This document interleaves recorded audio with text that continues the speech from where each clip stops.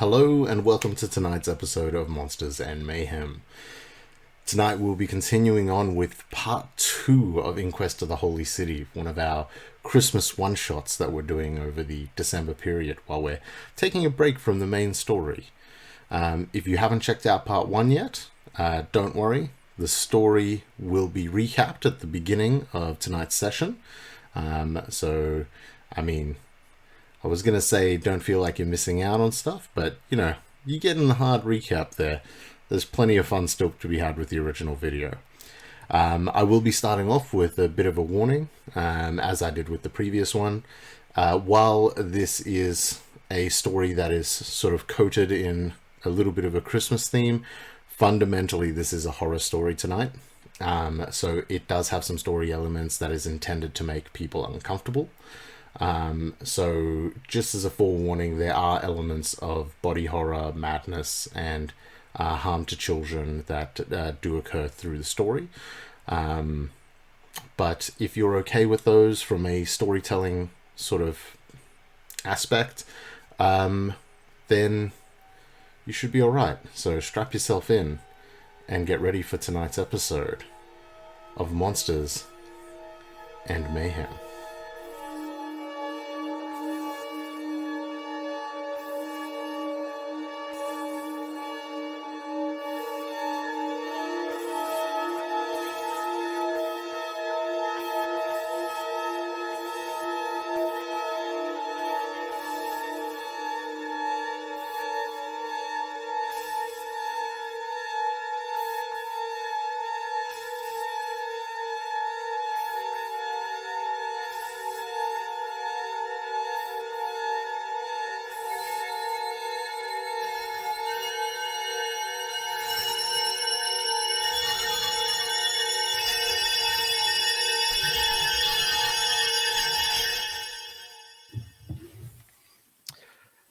Hello and welcome to tonight's episode of Monsters and Mayhem. Now, things look a little different to begin with, and yes, we are aware, don't worry. A couple of us in different seats. I will be your DM tonight. I'm Charock. I normally play Jean on the main lineup. But we're going to be doing some Christmas episodes, and my one that I'm running tonight is a horror-themed Christmas episode. So we'll see how that all works out for everyone. I'm sure you are already familiar with the wonderful players we have tonight. But if not, we'll do some introductions. And why don't we start with Laura? Hi everyone, I'm Laura. So in the main lineup, I usually play Celeste Highcrest, the Eladrin Bard. But tonight, I'm going to be shaking things up a little bit. And I will actually be playing the ASMR Cleric. Her name is Sarathiel, but you can call her Sarah. Hell yeah. And Tom, if you'd like to introduce yourself. Well, normally I play all the weird animals. But I will be playing the half-orc warlock Tukumba. Yeah. And lastly, Jacob, if you'd like to introduce yourself. Hi, I'm Jacob, and I usually play the druid Ingwe. And tonight, I will be playing Bardin Ingot, bit of a Celtic bard, a tribe. She's a dwarven matriarch, paladin of Moradin. Yeah, buddy. All right. Yeah. So settle yourself down. We're going to be in for a bit of a cool and spooky night. And I hope you all enjoy.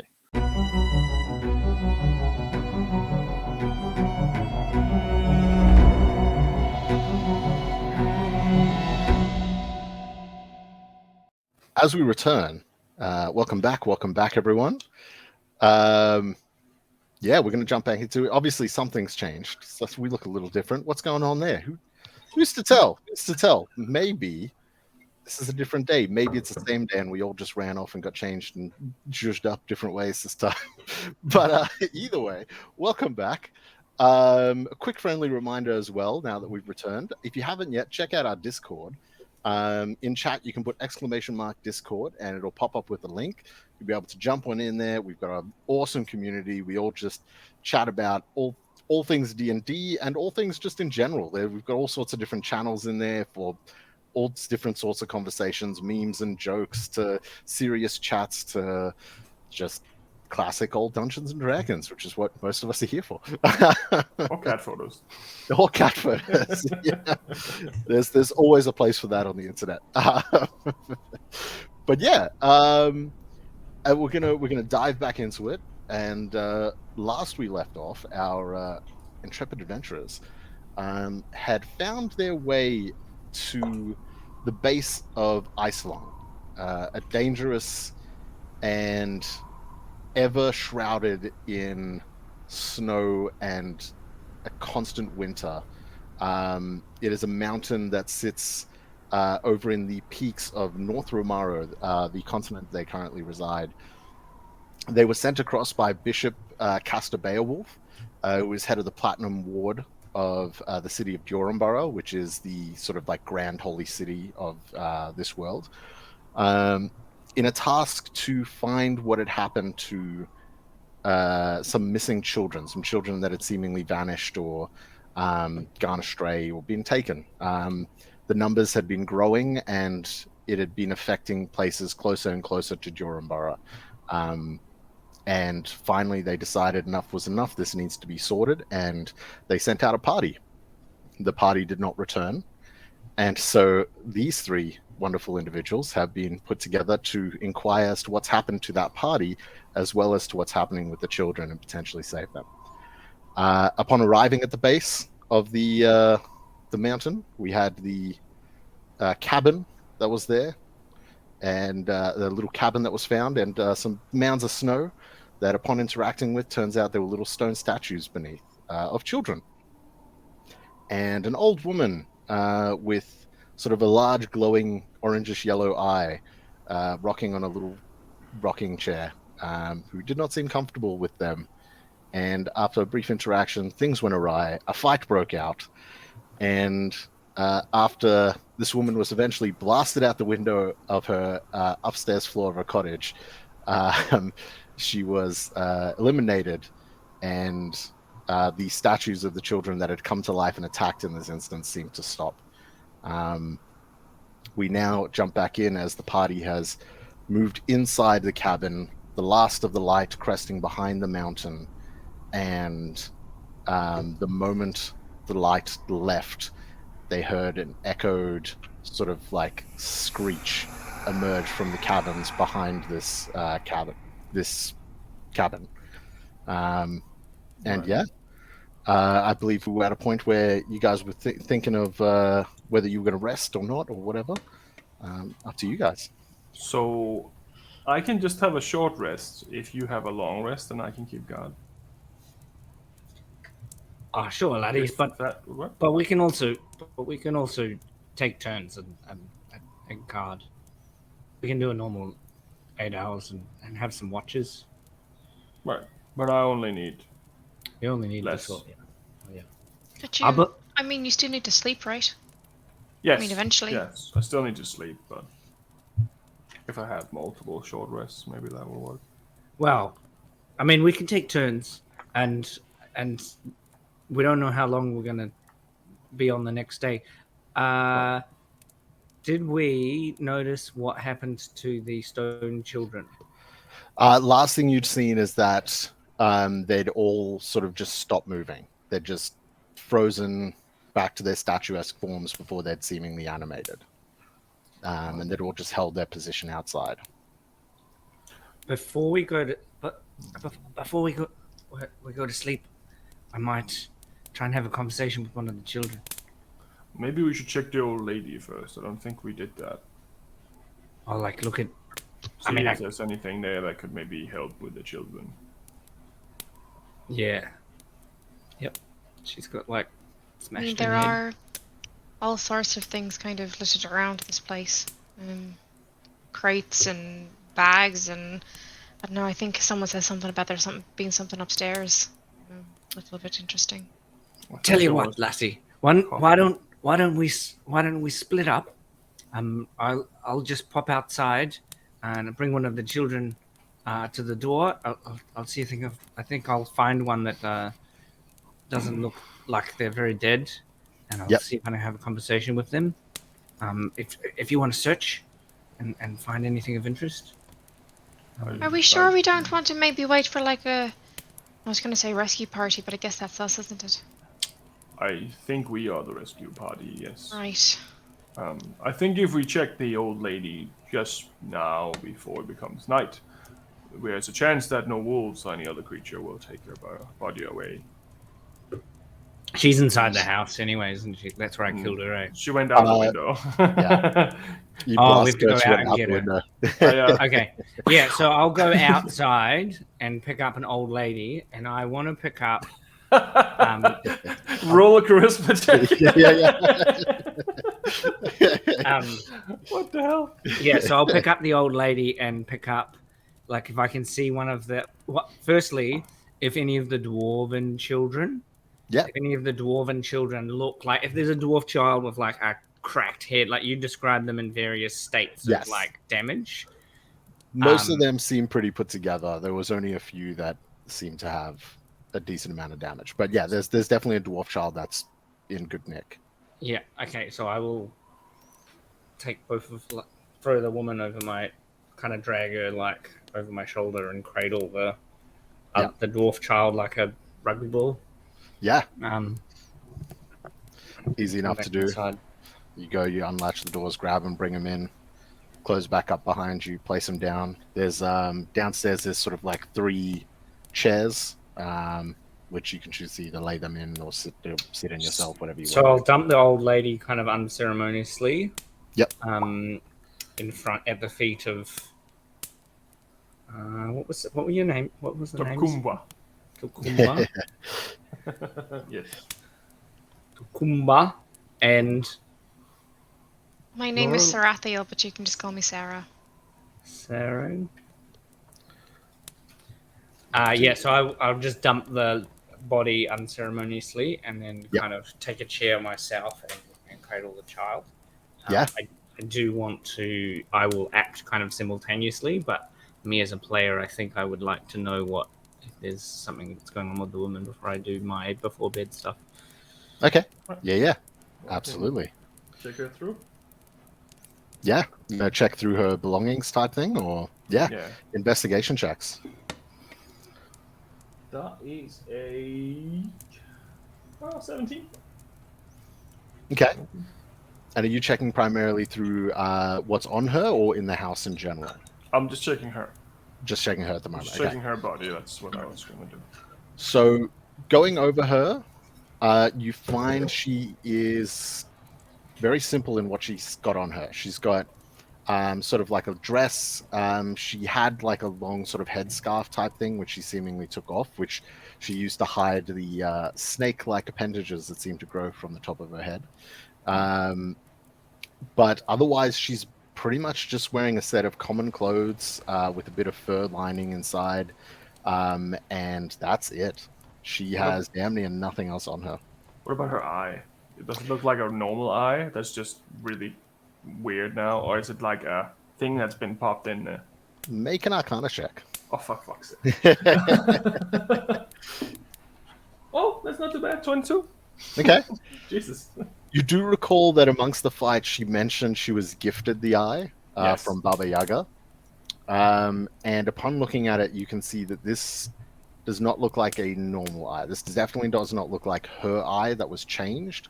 This looks like something that was placed in the socket and has seemingly attached itself. You can try pop it out. Easy. Yeah. All right. Yeah. Considering she's not alive, it's easy enough to do. You take a moment and the eye sort of pops out. And as you're holding it, you notice that the back of it that connects in sort of detaches itself, and it has an almost like little leech-like head at the end, which sort of moves and wriggles on its own. Okay. I'm going to put it in some cloth. I'm going to rip off some of her dress and put it in some cloth. Cool. And I'm going to step on it. Okay. See if that destroys it. Make an attack roll. I'll give you advantage because it's an eye on the floor. It's not hard to hit. I'm gonna need that. Where is my attack?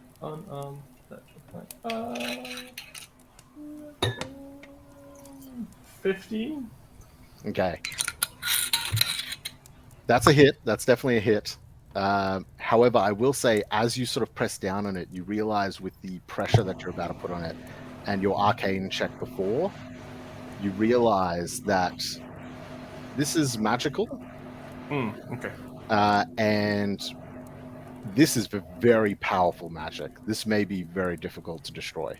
Right. But you stomp down on it and you hit it, and that sort of solidifies it in your mind that as you hit it, it almost feels like it is squishy on the outside, but a hard glass marble on the inside.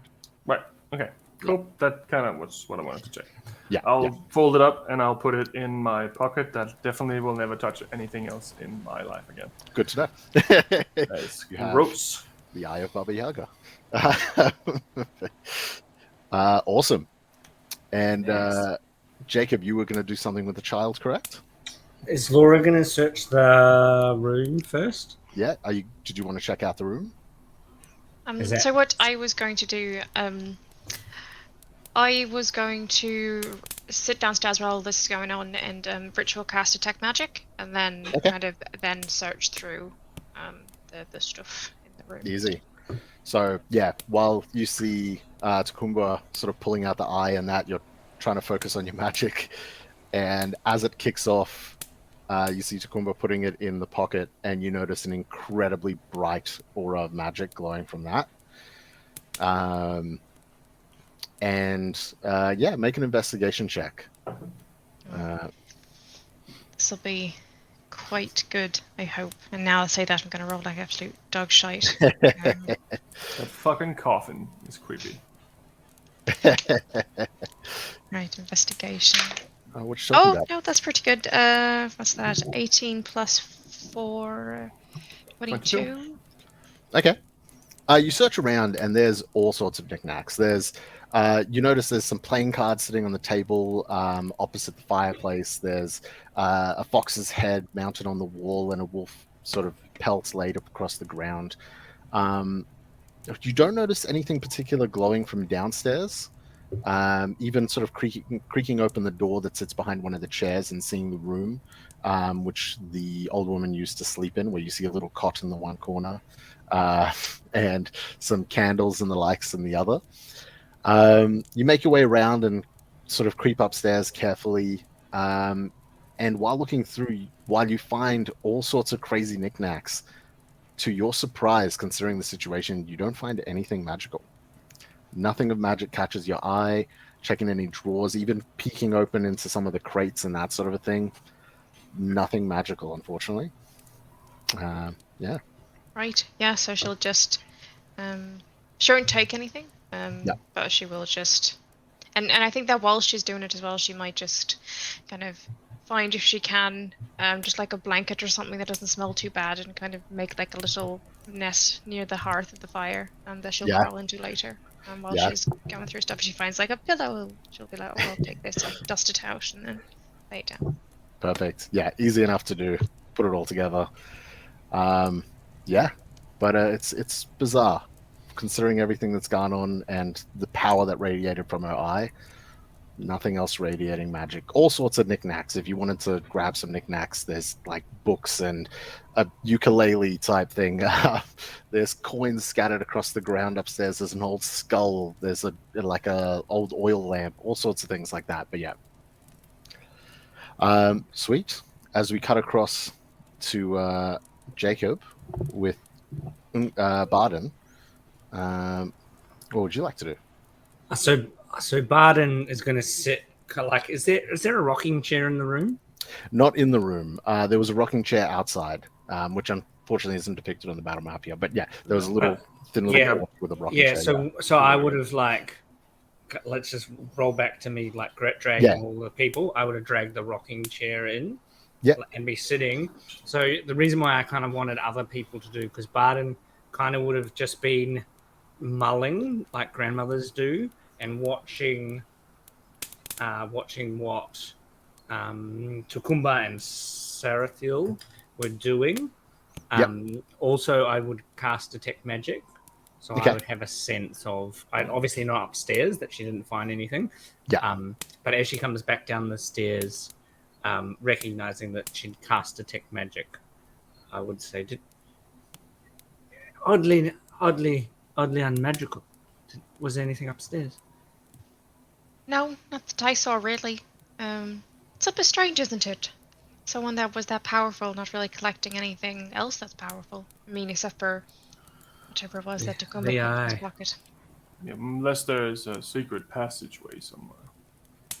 Can Didn't I say anything. can I see that? Can I see that thing, Tacoma? Yes, just be careful. It's very powerful magic. So actually the first thing I want to do before that is I want to check to see if I can work out how to if I know that I can't, which is quite convenient because I'm a new player and don't actually know the answer to this. Yeah. But I actually know and I'm just confused because they're in the mind. Hella roleplay. I am. I'm going to kind of burn through some spell slots as well. Mhm. So I will try. I'm pretty sure that won't work. I'll try. What's the spell? Lesser Restoration. Okay. And you're going to try it on the child. Let me. Yeah, so I'm rocking, and I'll try Lesser Restoration, which I'm pretty sure doesn't work. Don't think so from memory. Yeah.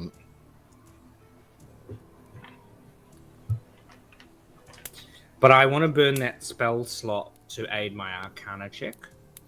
Okay. Yep. And Can I give him advantage as well? I will hold it so the light hits it properly.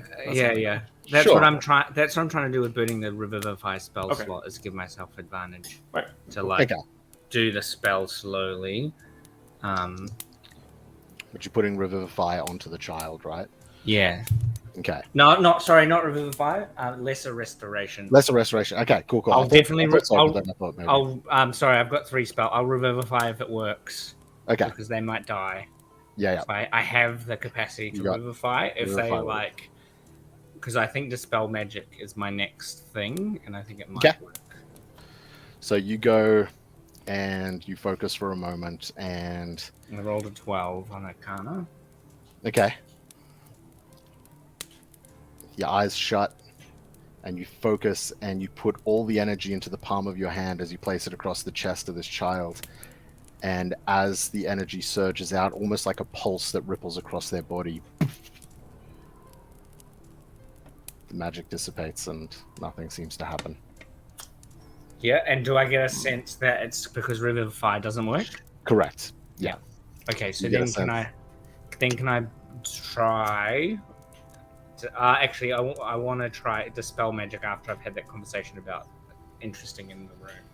Yeah. Do you do you want me to take a look at the child?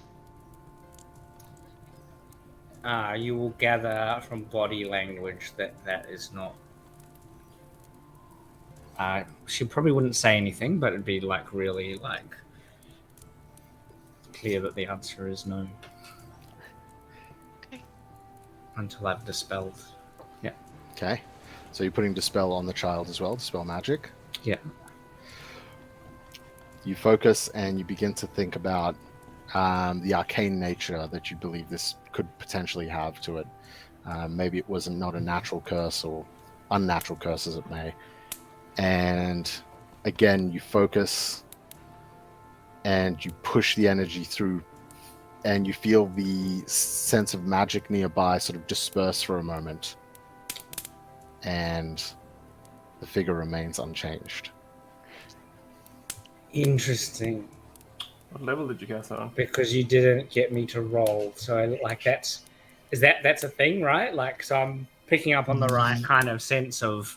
Yes, yeah. Because I believe there's an anti-magic thing. Yeah. So with that, it's if the effect itself is above a certain level, you don't even roll for it, from what I understand, right? So from what I understand, let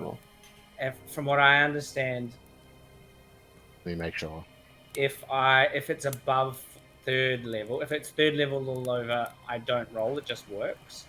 And if it's 4th level or higher, I roll. Right. I'm remembering it the other way around. Sorry, I was thinking like it works up from a certain level, but it doesn't work from another one. Yeah. Okay. So the DC equals 10 plus the spell's level. Okay.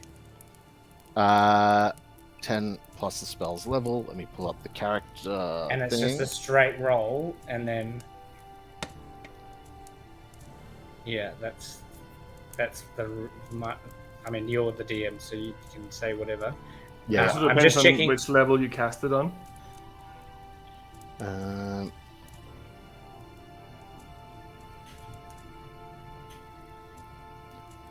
Okay. Yeah. So, what level are you casting it? third level. Third level. Okay. Cool. Alrighty. Yeah. So, go for it. Make a roll. It is, I believe, an Arcana roll, right? Dispel. I think it's just a D20 roll. It's plus an your ability. D20. It's an ability check. I mean, my Arcana is 0. It's like a death what save. What I'm hoping to get is advantage on the roll from wasting lots of spell slots because my Arcana is not good. See, if I cast it, it would automatically be level 6. And then, like, Laura's character There it probably is. just, like, can just smash it because she's. But RP wise, I definitely think I've got this. Yep. And Yes. Okay. Cool. So I just found the spell there, so I was just reading the exact wording. Yeah, Cool. Yeah. All right. I'll say with everything you've put into it and what you're trying to learn, or what you've learned from it so far, I'll say sure. Advantage on the roll. Go for it.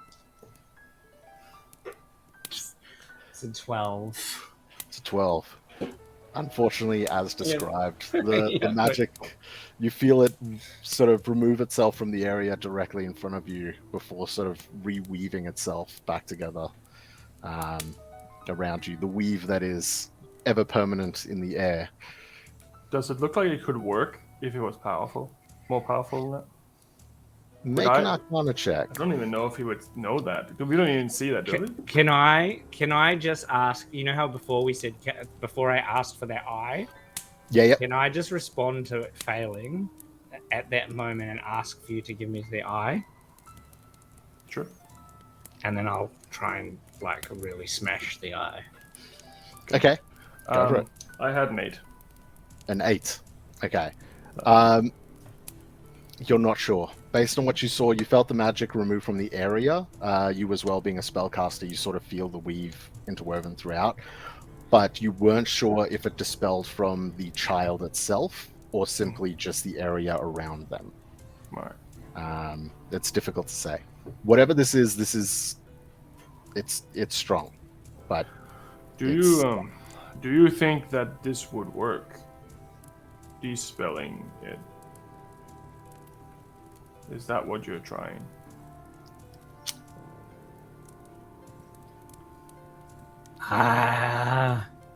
This magic is strong.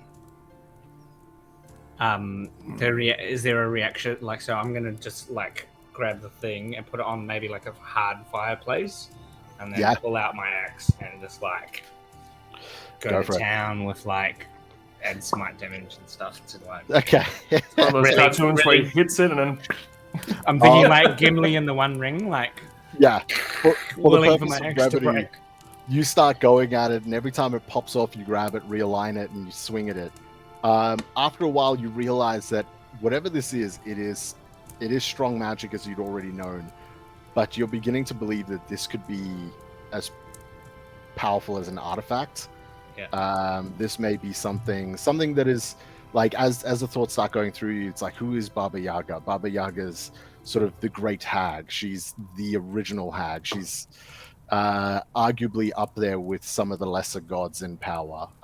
This thing could be to the degree of a great artifact in power. Yeah. It may be indestructible beyond something of like a wish spell or something like that.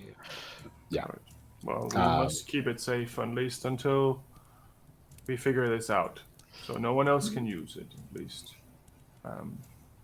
Do you want me to try anything On the child? Yes. How powerful is your magic? Well, I mean, I guess as powerful as yours, but it depends on how I use it, I guess. Sarah, any ideas? Would you like me to take a look at her? Yeah. I- Please. I managed to stop the effect, from penetrating to Kumba earlier. That is so true. She do have some insight, I believe. I may be able to reverse the effects if I, can figure it out. Would you allow me a couple of moments with the child just to? So probably what's happened is, after I failed, I would have put the child on the seat and then walked over to so I'm on the opposite side of the room. So again, you're asking a question, and I don't want to interrupt your RP. I'm trying to respond to it appropriately. But Sarah I- wouldn't have approached that child without your permission, given the response from Yeah. last time. Yeah. So I would have body language again, very body language response. That's like encouraging you to have a crack. So she will then go over to the child and kind of like kneel next to it and kind of trace the sides of its face and look at its hands, look at the way that its skin has been petrified, I guess, and try and determine what sort of magic it would take to reverse the spell, and then if it would be worth her pouring in her greater restoration to this child. Okay. Sure. Make an Arcana check or a religion check in this particular instance. Right. I will go with religion, if that's all Cool. right. Yep. And I will Different be DCs. I will be ushering some prayers underneath my breath, Power of Christ compels praying you. for guidance as I look at this child. Yeah. All right. Yeah. What's that? 17 plus what's that on my D4? Plus 2 plus 4, so 17 plus 6. Nice. Yeah, The damn. rolling so Great. shit. Numbers.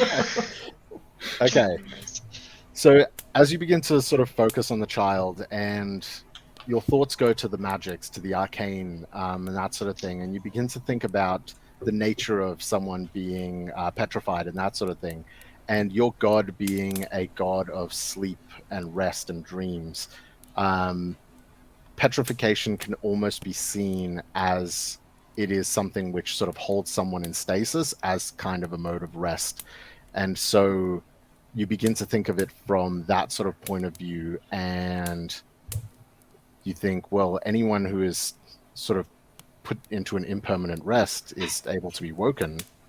And even with the magics you guys have, like even someone in a permanent rest can be woken. So you believe with strong enough magic it could potentially happen, but there's something different about it that you're unfamiliar with and you're not sure what the repercussions could be. And I will kind of relay that, my thoughts to Barden and just say there is potential to revive these children and bring them back to life, but I'm hesitant to try it now. There may be something that is unknown, something greater than what we're capable of facing, and I think that it would be better to bring them to a place of safety than awaken them now, perhaps in the middle of nowhere with no way to safely bring them back. Yes, dearie. Right. Your wisdom beyond your years. I was thinking of the urgency of bringing the young one back, but also of the information that they could provide of seeing what we might face. Also seems like we're not alone outside. Exactly. I'm just worried that if we were to bring these children back now, whatever's waiting for us in the depths of the ice lung might come and take them. I mean, the hag told us of a monster that lived there that took the children, and They will not take them while I rest. I just think that if we can go and destroy that threat, then perhaps they might have a better chance of survival either way. I think we should rest, and we should continue tomorrow. I don't mind taking the first rest. First rest. I will First go to watch. sleep first. I'm gonna have a nap now. Bye bye. No, I will sleep first. I No will lie. take the first watch. If Perfect. you want. And Sarathiel will go outside and scoop up some of the snow, take it inside, melt it down by the fire, and wash off her face and just kind of freshen up before resting for the night. Sure, absolutely. I think I will keep guard on the bottom floor, between, like, in that little hallway that leads up to the stairways. Yep. So I'm kind of halfway into the room, but also halfway up the stairs, if that makes sense. Yeah. I think that's probably where I would be, and I would Yeah. probably say, I think you should rest upstairs, just for the safety. I will keep guard downstairs. Nonsense, young one. I will keep guard by the door. I don't need much sleep. Immediately falls to sleep on the rocking chair. Well, it doesn't sound like anyone's gonna come in here with his wolf sleeping. Beautiful, I love it. Alrighty, so you go position yourself ready for the watch for the evening. If I can make you do a perception, or if I can get you to do a perception check, not make you do. I'm gonna make you. I'll I'm make going you, to I'll make force you. I am doing great. That is a 4. Okay. You sort of position yourself, and a little rattled from the day. It takes you a moment for your mind to focus down and sort of really pay attention to what you're doing. But even then, you're distracted by little sounds here and there. The sounds of the wind coming through. Exactly. We've got the snoring of an ally. The sounds of the wind, the cold, cold wind coming through the broken window upstairs. Even with the shutters closed, the glass now broken, the wind seeps through.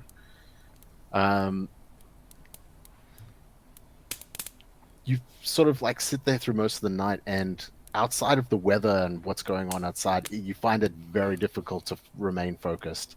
But eventually it comes to the end of your rest, or your watch, I should say, sorry. There you go. And, yep. Rest. And you feel it is time to wake someone else if you're going to get a full night's rest as well. Right. I will wake the young lady upstairs, or wherever she was. No? No, it's fine. You can wake her up. She's next to the fire. She made herself a little nest with old pillows and blankets and things. And it's far too cold for her to sleep upstairs by herself. And she's also a little bit scared and doesn't want to sleep next to a coffin by herself. So she would be with other people. Coffin chained up? What's so scary about that? It's it is your turn, young lady, and I believe we have a bear in the room. I thought I was being sent messages in my dreams, but You're right. I was waiting for that. Okay. right, so, Make a perception check, please. some rest. Perception. Where are all my skills at? Perception. This is a good one. I forget that being a cleric, I can guide myself all the time. Yeah. Fun playing new characters. Actually, I'm not going to roll with that dice. I'm going to roll with another one because it's been rolling too high for me to just keep rolling with it because it'll backfire on me. I know that feeling. After a 20, you should never roll the same one again. So it's only rolled above like 15 so far tonight. So. Well, you should have Oh 90. yes, that's a 19 plus 2 plus 7. So Whew. Plus 2 plus 7, 28. So- there we go. Well 28. done. All right. So you sort of get yourself up and ready and sort of peering out any gaps in the windows occasionally and that sort of thing. You sit there and focus. You do notice as the night is going, even if you're not directly paying attention to it, the moments where you look outside, you realize that, again, the children outside have not moved and they've remained, and they are slowly, as the cold of the night takes over, beginning to be encased in snow. The sound of the wind upstairs catches your attention every now and then, and you keep sort of turning your attention to it before realizing you should probably focus on anything else that might come. But there's a moment where, as you're pulling your attention away, you swear you can hear scratching on wood. No, I can't. We'll continue next week. Bye. It's coming from It's coming from upstairs, isn't it? It's coming from upstairs. This fucking coffin. Okay. I will keep an ear out for that. If it gets any louder or more aggressive, then I will go and investigate it slowly. But I think I will let everyone rest for now. And then I will let Bard know when I awaken her. Can we just like RP that you don't awaken her? She gets up because of like Needs to bladder. pee. Yeah. Mm. She's yeah. like, I'm up all night. yeah. But like after 4 hours, yeah. I'm up. But yeah. So as you do, Undoes all of the like things. Gets the armor off. Yep. And, like I can imagine that would be a whole thing. the worst 10 minutes ever, just needing to be really badly, and just one by one. You ever try wearing metal armor in snow? I'll tell you that. Yeah. Metal armor and Oh. snow. That is like nibble cold. Wear your insulin underneath your insulators. Not insulin. That's a whole different thing. What? Diabetes. yeah. I guess that works too if you want to keep on. But yeah, you sort of continue on, and you notice it does not get any louder, and it disappears for a while, and then it comes back, and it disappears, and it comes back, and suddenly you're thinking it's probably getting around the time that you need to wake Barden, and suddenly you hear as you see Barden snap awake behind you. You should get some rest, dearie. I'm capable of watching all night. Don't worry about it. Of course. Before I go and lay down again, I just wanted to bring your attention. Upstairs, there's that box in the corner with the chains wrapped around it. You want? Well, hey, tell you what. Why don't you take my position here to complete your evening's rest, and I'll head back up there for my watch. Well, just to let you know, there are noises coming from it. It doesn't sound like anything is about to break out anytime soon. I mean, it could be rats. This isn't the most hygienic place in the world, but just thought it was a note of interest for now. Okay, dearie, I'll pay attention to it and look out the windows. But you sit here, sleep by the door. I imagine like I've positioned the door so like if the door opens, it hits the feet of the person in the rocking chair. Like it's a very like. I know that I'm going to fall asleep and pretending otherwise, but Yeah, fail safes. Yeah. If they come through the door, Yeah, no, totally fair. You set yourself in such a position, and you begin to keep an eye and an ear open. If I can get you to make a perception check. So as long as Sarah's sitting in my chair that I've been in for the last 6 hours, 4 hours, whatever the time has been, I'm going to then go upstairs. Oh, okay, cool, understood. I'm going to go and sit upstairs. She said the box. I'm going to sit on the box. Okay. And like, I'm looking out the window because I don't really trust Sarah's fear. I'm not afraid about her fear. Like, there's nothing in this box. It's silly. Sit on the box because she said the box, and then look out. Do my perception check generally from the. Gotcha. Yeah. So you sit on the box. The window's on the opposing corner of the room, so it's a thing where you're sort of peering out best you can, but occasionally, if you want a proper look, you got to get up and sort of just look out of it. Yeah, definitely. And then sort of make your way back. But yeah, if I can get you to make a perception check whilst you're there. I love this game. I rolled a natural one. Natural one. We're so bad at rolling today. That's crazy. You're sitting there, and as your breath gets deeper and heavier, you start to feel the sleepies coming back. And just as you're about to doze off, you swear before you completely pass out. The last thing you sort of notice is there's almost a slight vibration coming from the thing you're sitting on, but it almost helps put you as you suddenly collapse asleep on top of the coffin. Oh boy. You haven't seen a lot of people old sleeping. I'm definitely not collapsing. Yeah. I look like I'm very alert looking at the window. Yeah. Like this. Yep. It's like my grandma. And then Yeah. I'd like come out and like she'd be like watching TV and I'd be like, you going to sleep? And she's like asleep. She's like, no, I'm still watching this. It's like it's been 4 Yeah. hours. You've been asleep on the couch. It's like, no, I'm paying My favorite attention. TV show. But yeah, you doze off, and so as the sun rises and begins to creep up over the other side of the mountain, Takumba and Sarathiel, the two of you sort of find yourselves slowly opening your eyes first.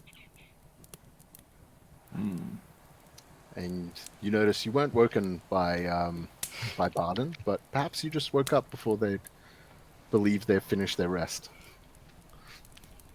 Looking outside through the windows, would I know approximately what the time would be? Or is time kind of weird here because it's like frozen north and everything's kind of always twilight? It's a little weird, but there's still a day and night cycle, but it's just sort of like there's a lower light. But you do know that because you are right in the crevice of a mountain, for sunlight to be coming through, it's likely later in the day because it's had to come up and crest over a much higher horizon. But yeah.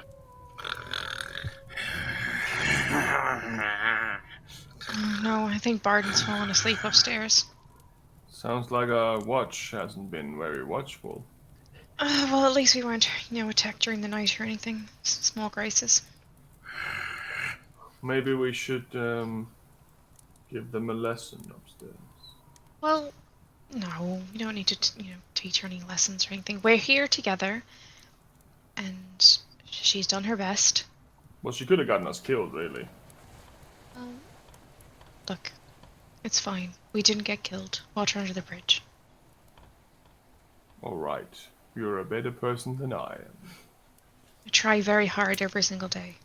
Kind of walk Impressive. upstairs and... As soon as the first step, like, as soon as there's like that first, you put your foot on the first step, so not even up the, no more snoring. Good morning, Barden. You let us sleep in, did you? Ah, yes, dearie, you were dead to the world when I checked on you. Yeah, we appreciate that. We needed the rest. It's going to be a long day, I suspect. Might, Takumba, do you want to come upstairs quickly? There's, I kind of think all of us should be here for this. Right. Well, we'll go upstairs. Barden, do you mind, scooching off of that thing? You want to look in the box, dearie? Well, I don't want to, but I feel like we kind of have to at this point. Is it locked? It is chained over with a big old padlock on the front that is intricate in design and seems to have an image of what looks to be a skull with two arms beneath it wrapped around themselves. Maybe we on don't the have padlock. to open it. Maybe we just knock and see if anyone is in. Well, I mean, I will say as well, with your passive, Sarah, when you look, when you guys actually focus on the coffin in particular, you notice that there are these marks on the top of it. And it was a little hard to see in the dark, but as you realign yourself, and now with a bit of the sunlight coming into the room, you realize that it says, "Here lies the greatest husband, one day to return to me." Baba Yaga, give me my gift. My passive insight is 16, and I'm religion proficient, although not that intelligent. Is there a like? Is it a Baba Yaga symbology? Is it like really witch-like, or is it? There's nothing. Unrelated. Yeah. Yeah, there's nothing here in particular that stands out to you with any particular symbology. Like, there's nothing here that is recognizable. It's not something that's used often or repeatedly in any way that you've seen or are aware of. But you are aware, like, Baba Yaga often uses a symbol which is basically an eye, and you don't see any instance of that there either. So it doesn't see. It seems like, so what I'm trying to work out. My instant reaction in character was, this was the lady we killed last night's husband, But my secondary reaction was, is this some other weirdo's husband? And that's what I'm looking to discern in my discernment. Yeah. I mean, this. Yeah. If you can tell me a way you're trying to discern it, because there's So no real you way on this surface. said there's no eye and there's no symbols. Is the patterns? So looking around the room, like you mentioned ukulele and you mentioned packs of cards and you mentioned like all the knickknacks. Is there a consistency in the knickknacks that this is like a consistent thing, or is there like this is like everything else is like druidic or in a Gotcha. certain pattern, Gotcha. and this is like big chains, like devil worship, demonic. Yeah, so I'll say it's easy enough to see. No need to roll or anything, but based on everything you've seen, this looks almost in its entirety like the house of a little old lady who may be a little bit of a hoarder of certain goodies and odd knickknacks. The only thing that really strikes you as odd and really stand out-ish, I would say, is probably the skull that sits atop the barrel at the foot of the coffin. Yeah. And the coffin itself, which the coffin is simple and wooden, but it has these thick chains around it. And the only thing that really stands out as intricate or any real attention, like something that maybe stands out, is the lock with the skulls and that sort of thing. It's odd, but it doesn't line with any symbology that you're familiar with. Yeah. It's also not magical because it didn't get picked up by the... Correct. Yeah. Does it, kind of leaning in a little bit and taking a little bit of a... Does it smell like decomposition or like, Make perception check. Does it smell like butt? Where's my D4? It's in my door. Perception, you said? Correct, yeah. This is for smell. Not as good. But that's a 9 plus 7 plus 4. Okay. 20. 11. 20. It's not so good. You sort of lean down and you go to sniff. It's weird. You don't really smell much of anything. In fact, it smells almost dusty. It just smells dry and dusty. And I can't hear the scratching and the rattling anymore. Like nothing's happening. Nothing of any kind like that. Barden, when you were up here last night, did anything happen when you were sitting atop this coffin? No, I didn't notice. Daii, what you were talking about with the scratching. I'm not sure this is a mystery for today. Okay. I think we might... Whatever is captured here, if there is anything, has been here for a while. Well, there's just a small part of me that just, is worried that she's got something chained up in here that wants to get out, and whether or not that's a good thing or a bad thing, I don't know. But if it's an enemy of her, then... Well, dearie, over here, it does say that it's her husband. Yes, but is it though? Is it still her husband? I mean, it does say you'll return to me, and then it also necromancy is a thing, and I just wonder if... Look, we can leave it if you want to, but there's just a small part of me that thinks maybe something in there deserves to either be put out of its eternal misery, or... I don't know. Look, dearie, a large part of me is intrigued by the mystery that's involved in this. I suppose, in my wisdom, I have come to realize that you don't always have to open every lock that's put in front of you. Can I check if it's trapped? Yeah, investigation check. I suppose we can always come back when we come to collect the Natural children. Seems safe. We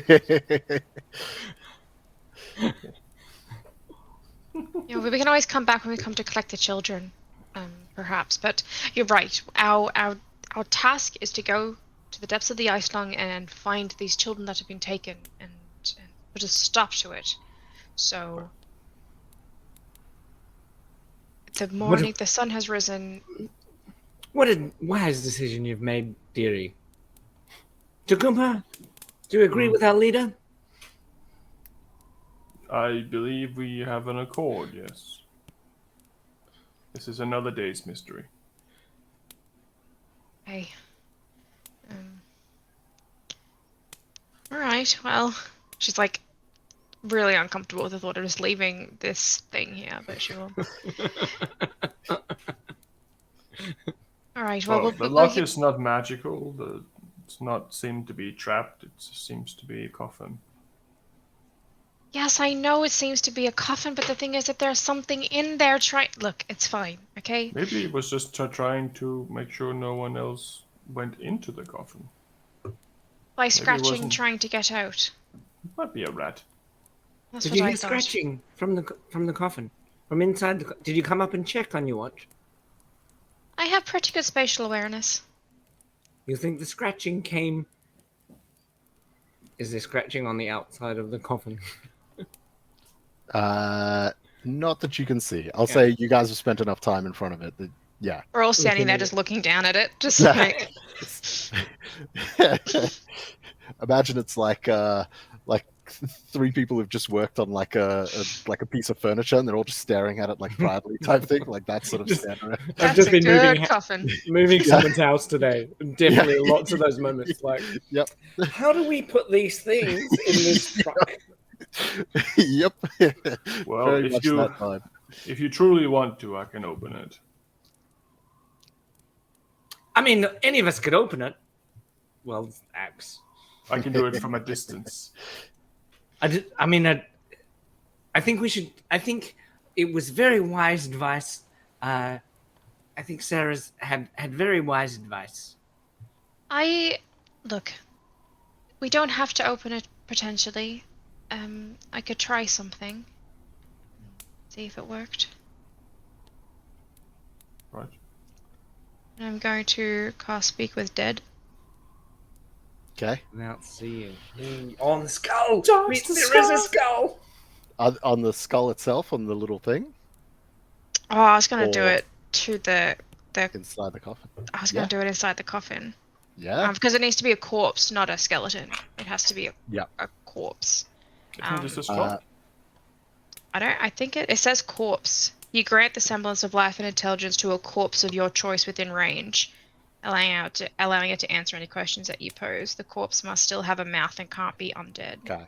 I will say knowing the spell, you'd know it wouldn't work on the skull because the skull is missing its lower jaw. It's just the top half. And it's you don't even have to see it. Damn. Okay, cool. So I'm just going to kind of creep up there, and as I knock on the top of the coffin 3 times, the kind of emanating of like this like purple energy is kind of like spinning across the coffin. As I cast it, I just go, "Hello? Is there someone in there?" Can't be undead. That's wow. No Solid response. 10 to 15 seconds passes with nothing. And as you lean back thinking the spell has failed, you hear,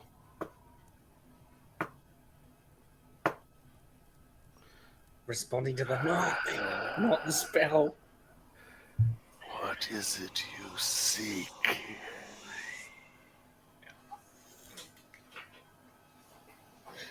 You guys can hear that, right? Can we? Yep. Yeah, you guys can. Wait, If I can hear it, you can hear it. Yep. It's not in my head, it's actually speaking.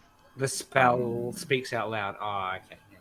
You hear it coming from within the coffin, and it's sort of, you notice very light bits of dust almost like roll off the top of the thing as the air escapes through the tiny little, or the lack thereof, whatever is happening there, causes the dust to move. How many questions do we get? I have 4 more. I think me asking who was there counts as 1. But he didn't answer. I just said, is anyone in there? Right. They were like, they answered, so usually that's a yes. It's not. It's like you say, "Is anyone home?" and you go no, and it's like, well, Is it who important said to that? know who this is? I mean, we could ask them if they want to get out, and if they'll hurt us if they get out. You know. I think it's a very sensible question. Right. Hi. My name is Sarah, and I'm here with some of my friends. Would you like to get out of that coffin?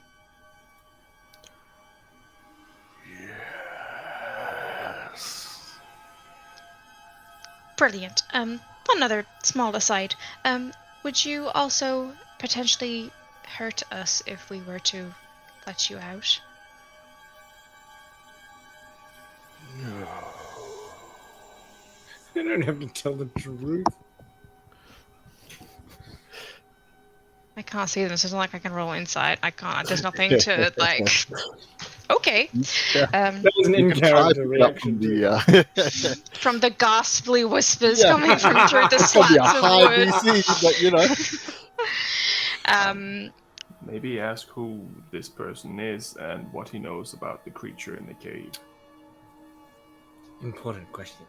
What was that? Sorry, what it knows about the creature in the mountain. Yes. Yes. Right. Well, we'd love to let you out. You know, and we can organize that. No worries. Would you happen to know anything about the creature that lives in the mountain here that takes little children and things like that? And if you do know, could you tell us? I know not of any beast or being that resides in mountains, for I am not from any mountainous regions. Who this? Make sure you tell him. Make sure you tell him that the lock we have to open to get him out is very magical and powerful. So we'll try very hard. All right. I'll tell them that. I suppose it's very okay. I think they can hear us. You know. Great. One more quick question before I leave you. Who are you? Let me make sure I get the name right. Random NPC name generator.com. Jeremy Oswald. I am Berlin, husband to Thifdella, and father to Topher.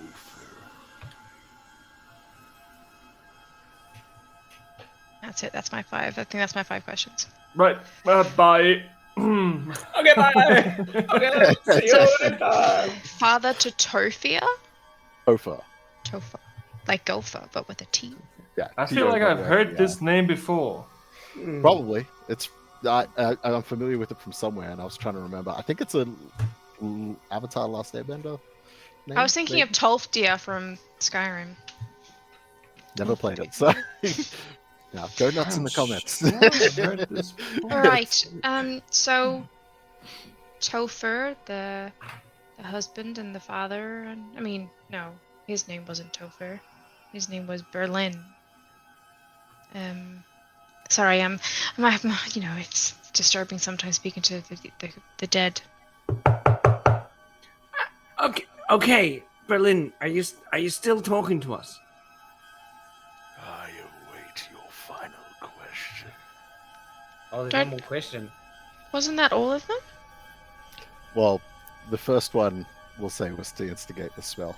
Oh, wouldn't okay. Yeah. Okay. You're basically asking Okay, them I'm awake, getting- you're calling them awake. One more question. What should we ask him? He doesn't know anything about the creature that lives in the mountains. Respond to that question. He just Wanna doesn't. say, He doesn't know where he is. you Tell him you where hear, he is. Oh, maybe. You hear a and a slight knock on the inside of the wood, and then Did he sneeze? Is that what that was? Are you still there? Well, I guess. Wait, never mind. No, sorry, I goofed that because. Sorry, my apologies. I was like, yeah, Barton just asked a final question, and then I was like, nope, it has to come from you. My apologies. Never mind. Never But mind. she asked, what should we ask him? Yes, but that was to you guys. So Yes. Okay. She controls the spell. She's got. Yeah, I'm on board. yeah. Is My there apologies, anything back and else? forth. I think he sneezed in there. Is there anything else that we want to know from him? Well, maybe ask him. Tell him where we are. Maybe. No. Ask him about the abilities of Topher, because I suspect that Topher is his son. The being in the being in the cave is his son. So, ask him a question about what. It's a difficult one. How do you get the right information to find out? Does your son have any sort of special abilities or anything like that that perhaps you would want to share with us? My son was very creative, an artist. Oh no, that's the worst one.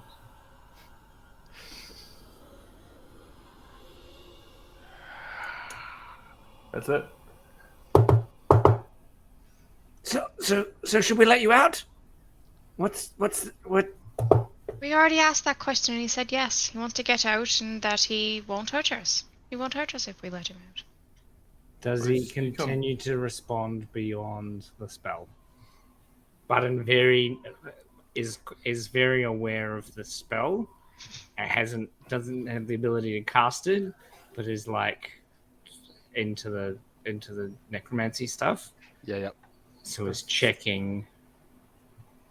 Does that force them to tell the truth? By the way. It said that they are not a.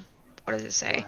The corpse only knows what it knew in life. Answers are usually brief, cryptic. The corpse is under no compulsion to offer a truthful answer if you are hostile to it or if it recognizes you as an enemy. And Barton clearly said, like, and in character said, him saying he's not going to harm us when he gets out isn't truthful. Because that's something that she would really like. She's into raising people, so. Well, now we know who he is and where we are, so we can come back to him and release him within the speediest time. We will return to you in 3 to 5 business days. Yes. Does he respond at all? Is there any more scratching or anything after the spell ends? Absolute silence. Once you hear a final exhausted exhale and a slight thud of the head. I do feel really bad though, you guys. Why? Well, because, he's been trapped in here for so long and What do you mean trapped? You had to cast the spell for him to talk. He's not moving. Look, I shake the whole thing. Stop! You can't do that! Don't! You hear the sounds of something rustling inside, and dust just spews out of all the gaps that is there, and whatever's on top just. I think I just inhaled some of Berlin. Arjun, you can't just go around shaking dead people. Hold that thought. I think we should probably leave before we shake more dead people. Well, look, we can just let him out if you think that he's trapped. But you have to cast the spell for him to come back. I don't think he's trapped. I think he is just dead there, and the chains were for us. So stop looking inside in case there was some sort of solution to the problem to kill Tofu. Tofu? Topher, I think. Right. I think we should keep moving. I think this has been too long of a detour. Okay. Already. Berlin, we will return for you, and we will lay you to rest. She'll place her hand on the top of the thing. Then... I'll cast False Life on myself. Okay. Give myself a few extra. So we're not... Oh, wow. 8. Nice. If anyone thinks D&D just goes how you expect. No, never. No, ever. no. Expect the unexpected, and then expect still the unexpected beyond that. And then just give up and wing it. Yep. All right. Should we head down to the? So, I'm in a problem because my Jacob as a player wants to open the box. The character went from not wanting to open the box because it was a waste of time to now thinking that it was a waste of time not to open the box. I will start heading downstairs. Okay. See, Tukum will make his way downstairs and begin prepping gear and whatnot.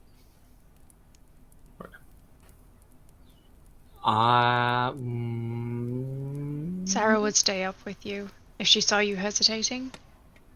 I think that I would body language try and say we're all going. So I'm happy to potentially roll a deception check. Okay. Not that I'm good at deception, but it would be That'd be against insight. maybe. Yeah. Liar, liar, pants on fire. So deception check from Jacob, and Laura, if you think your character would be sort of on edge with everything, I'd say you can roll an insight, otherwise we'll just go with your passive. She she really wanted to let this guy out, and then as Tukum was going, she kind of started and then looked back towards Barton, and if they're not going as well, she'd be like, wait, why aren't are we going? So my grandmother instinct would be like, come on, dearies, like Come on. like getting the ducks to go down the stairs. Like, come on, ducks, I'm used to gathering. That I'm not trying to deceive you. That I'm. Yeah, I am trying to deceive you because I'm. You're rolling a deception check. That is a deception. But that's my thing. My thing is like, let's go. I'm keen to go. Trying to camouflage. That's that. Yeah. But then also, you're not coming down the stairs. Yeah. Yeah. So what is your deception roll?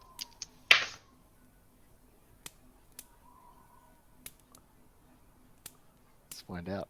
18 is my my deception. No. I rolled a natural 17 plus 7. Oh damn. Okay. Yeah. Okay. She's a liar. Okay. You begin to head, and you're expecting to hear footsteps behind you coming down the stairs, and you sort of turn and notice as this sort of like ushered forward movement almost steadies itself for a moment. Okay, so I would notice that she stopped, and then I'm not trying to hide from her that I'm trying to open the box. That was never my intention. My intention was hiding that we were going. So Takuma's gone down the stairs. And we have both stayed up. And I'm going to not try and pick the lock or anything. I'm going to try and break the chains. So first I'm going to just try and break the chains because I'm really strong. And I'm going to go like... With the hands? Okay. Make a strength check. 22. 22. Okay. You grip onto these chains and you pull, and you feel one ever so slightly start to stretch, and then you feel like you're going to pull a muscle, and you release as your whole arm starts cramping up for a moment. This is like thick steel. It's tough. It's doable. You can see that it's doable, but it's tough. It's not a problem. I'm a dwarf that's good at understanding these scenarios, and I will pull out the... I actually don't have an axe. I have a warhammer.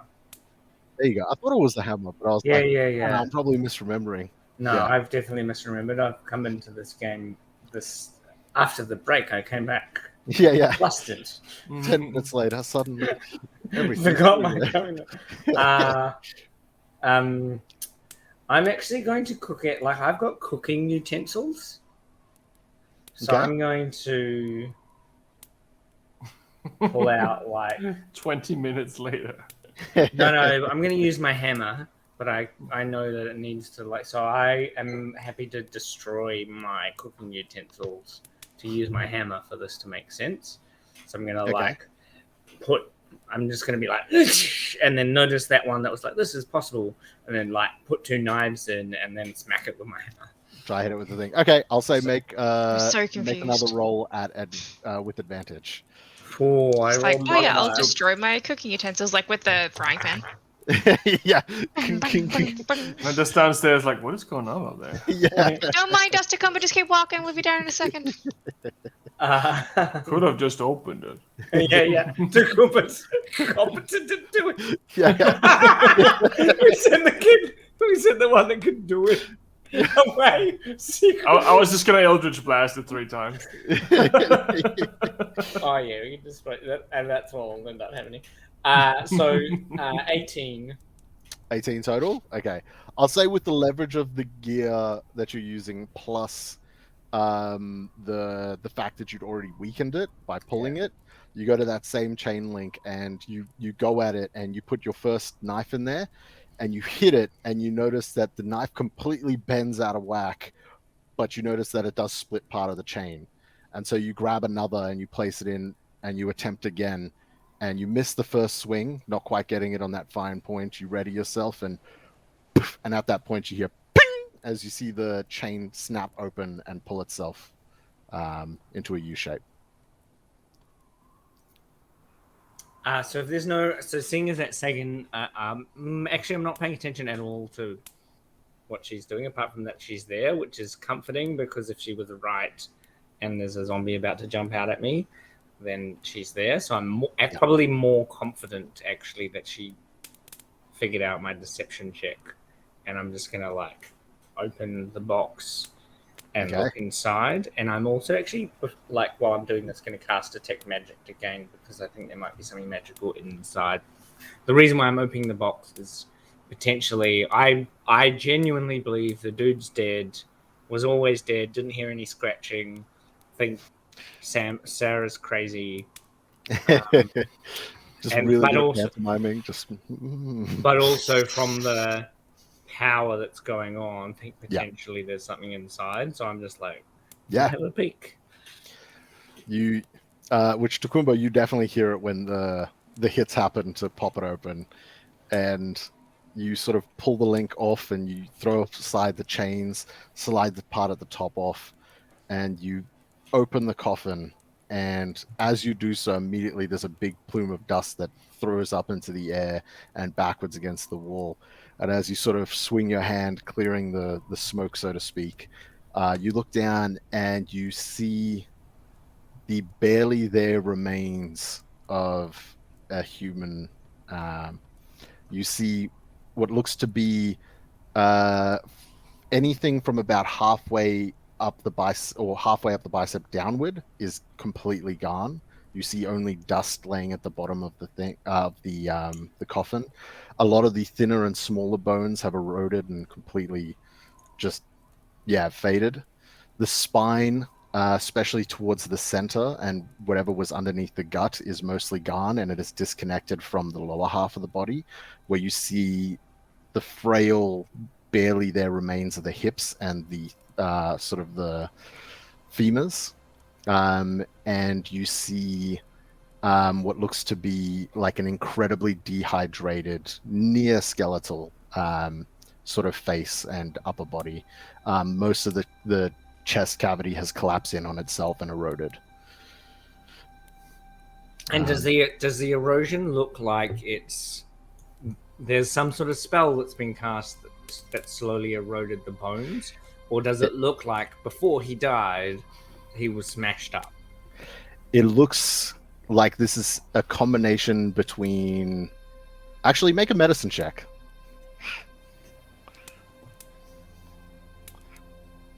Yeah. Medicine.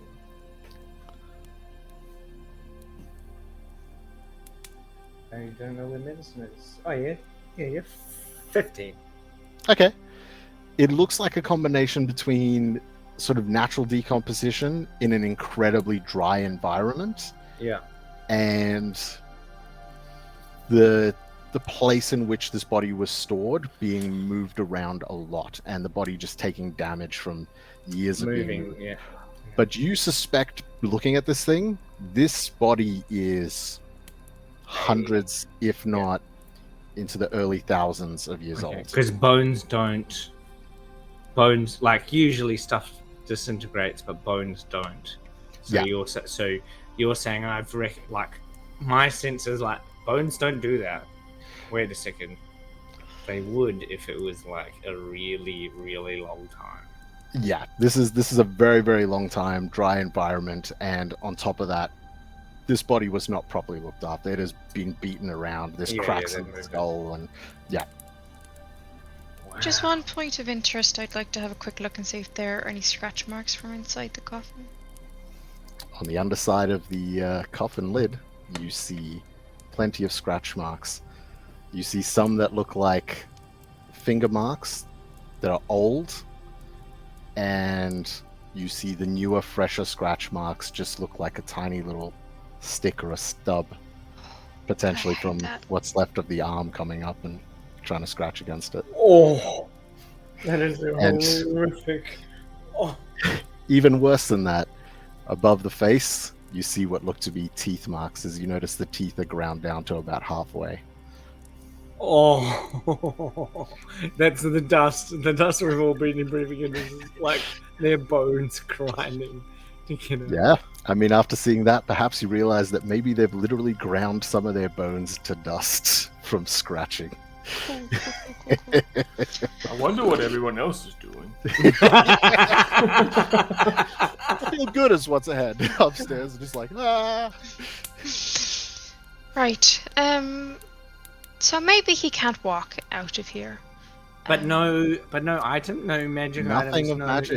nothing, no magical things. They're not magical. No, there's nothing magical there. There's nothing that grabs your attention. It is simply what remains of this body and dust. That is all that is inside this box.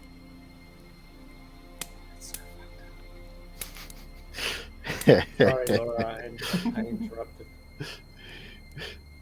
Yeah, that's all good. She was just like, I don't think he's getting up to walk out of here. So potentially we I think we just leave him. I mean, he's got the fresh air, I guess, now. He's not longer chained up, and if he wants to get up and walk away, well, I don't think he'll do it very fast, so...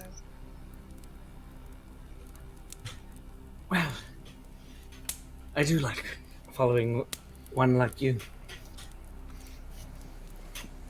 Leave the thing open and walk. I'll walk down the stairs first. Yeah. Sarah will You just see- kind of stand there looking at it, just... before following. Yeah. You guys go downstairs to see Takumba. I assume packed, ready, gear on. Yep. Ready. Dusty, she's like clapping herself down in little bits of Yep. duster, like... Oh, The you girl's just like all covered right. in dust, like pretending it doesn't exist. Yeah. Nice, Right. nice chat. Thanks for that, Barden. Let's head out. I don't worry, Takumba, it's a lady thing. Right. Just Lady business. dusting off the lady parts, are we? Alrighty. Let's go. So, you guys make your way outside, take in that cold, frigid air, and you see before you the statues all still remaining where they are, now with snow beginning to pile up, and you realize after a couple nights like that, these things will eventually return to those snow-like bundles you saw when you first arrived.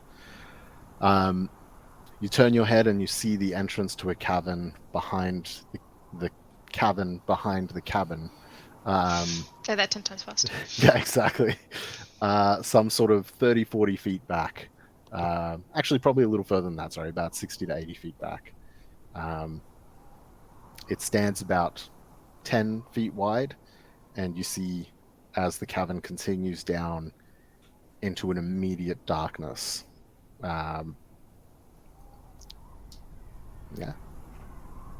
And then what do we see? Keep going. I will change my resistance for the day to cold again, I guess. Okay, noted.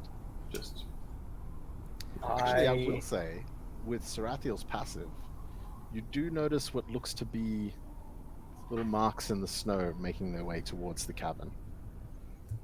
Like singular, like footprints. Like footprints of sorts. Yeah. Little marks or big marks? Oh, I don't notice. Little marks. fucking And ball. I would assume, because we saw the snow kind of covering the statues, that there's been quite a bit of snowfall over the previous night, so it's not like Yeah. these would have to be fresh. Yeah. Where did they lead to? They're They going seem towards to the go- cavern. Yeah. But where to the cavern? Are they going to the door or Cavern. Oh, to the cavern. The cave. cavern? How Sorry, Yeah. I many thought you meant- wonders does one cavern hold? Yeah, I'll use cave from now on. Shoot. All right. Well, we better do this, and we better do this right. So I will, I guess, override my previous spell and cast Armor of Agathos on myself. And all Okay. these icy spikes starts coming out of me, and you just see the I- frost on my beard. I will mount my boar, which I think was called Harold. But I'm not Horace. Horace. Yeah. Horace, thank you. Which, A long in break. doing so, you notice it's going to be a tight squeeze with you and Horace. It will Oh, to fit, get in but the it's- cabin mounted? Yeah, it looks like it's not particularly wide. Horace will fit. But But not you with think, me like- mounted. I'm No, happy even to with you not be mounted, mounted. you'll still fit, but it's going to be tight. Like even with you as a dwarf, you're going to be dropping your head occasionally. You can already see some divots in the thing Shit. and moments where it sort of like narrows and opens a bit. So it's possible, but you may be No, be able with to move that super with that quickly kind with of fit, I would mount Horace while we're going through the snow, and then I would take the rear, holding onto Horace's nose ring. Not that I need to, because I understand their fake creature thing, but just because it's habit to manage them like Yeah. they're a real animal. Yeah. So I will take the rear with Horace behind me. Yeah. If that is your description. Yeah, of course, absolutely. So you guys begin to approach. What is the marching order, if I may ask? Sorry, just one more question. Yeah. With those footprints in the snow, they're leaving towards the cavern, but do I notice where they're coming from? They look like they disappeared down the mountain. Okay, all right. Just want to make sure they yeah. didn't come from one of the statues that was there. And Yeah. All right, cool. Come from the house. As you're looking about, I will say you notice that they don't look humanoid. They look to be hoofed footprints. And you do recall as well there were a couple of goats around. But it's the I force don't that believe of that not- it's. feet or two. Yeah. It's I would the have looked devil. for animals. Also, can I just clarify that I would not have given Tukumba back the magical eye Oh no. unless he asks specifically. Fair enough. for it. No, I think we're pretty good at all. Yeah. all Yeah. Let's check. In Alright. terms of marching order, Sarah would go at the front if no one else would, but she would prefer to be the sandwich, the ham in the sandwich. I would have encouraged Sarah to go in the front. Well, I don't mind going in the front either. It'll be hell for them. If you do. If Tukumba, if you took the front, I wouldn't have stopped you. Right, but- I will take the front then. I Okay. would have. Yeah. Oh, all right. Well, if you insist to come, I suppose that's fine. If you want to go up front, it's fine. Better me than you. Oh, Alrighty. you know. What wonderful leadership, advising others to go first. How about that? All right. Right. You guys approach, and as you stand at the foot of the cave, you feel the cold wind rush behind you and almost funnel down the cave. A slight whistle as it dies to a dead silence. Take a deep breath in, and you begin to make your way inside. Right. I will keep an eye out for traps and Okay. any danger, really, I guess. Okay. Perception check. If you're doing an active lookout. I'll just keep an ear out. I won't be trying to Yeah. look, but just keeping an ear out. So I'm happy to use my 17. passive. Yeah, no dramas. 17. 17. Okay. You begin to make your way into these caverns, and the first thing you notice is how immediately the darkness hits you. Even those with dark vision, you realize that the draw distance ahead of you is not as long as usual. Mechanically, in these caverns, all senses are halved in distance. Takumba, Yes. I'm just noticing as we go down the tunnels that we can't see. I can solve that problem, but it would make us be seen. How do you feel about this? I'm not afraid of the dark. You're not afraid of the dark, No. Sarah? Shall we have better vision or be more stealthy? What do you think is the ultimate? I mean, we can see ahead of us a little bit. I think perhaps if we keep an ear out, and try We to keep an listen ear for out. things. I just don't want to be shining a beacon over our head saying, "Hi, we're the rescue party. Come to find things." So. Okay, that was my suggestion. We have a vote now, and it's 2-0. So I am not going to provide the light. I just wanted to check because I Right. can see. It's a good idea, but under the circumstances, I think it's better to be stealthy, as this creature may not know we're here.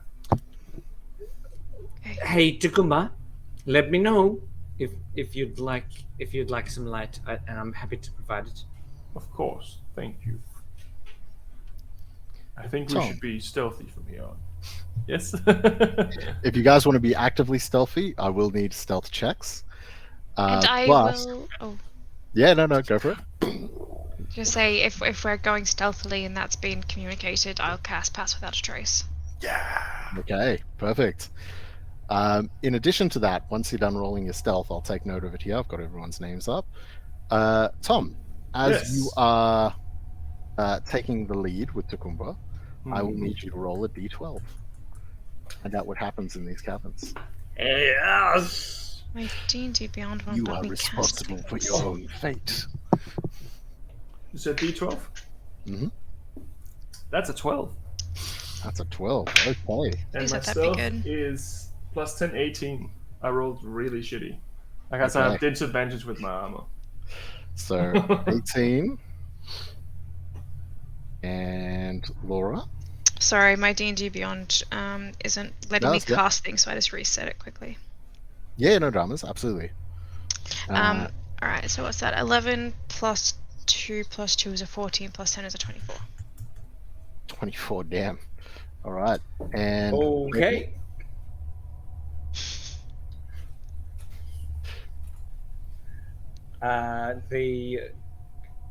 I've actually rolled 3 rolls okay. because I rolled for Horace as well. Yep. And then I should So, disadvantage for yourself, right? disadvantage because I'm in flame hell, which Same that was my here. third roll, and I just was like, oh, okay. No, Yep. it's the same here. So the Horus has a 13 for stealth. Noted. Is that plus 10? because it's plus 10. Ooh. Okay.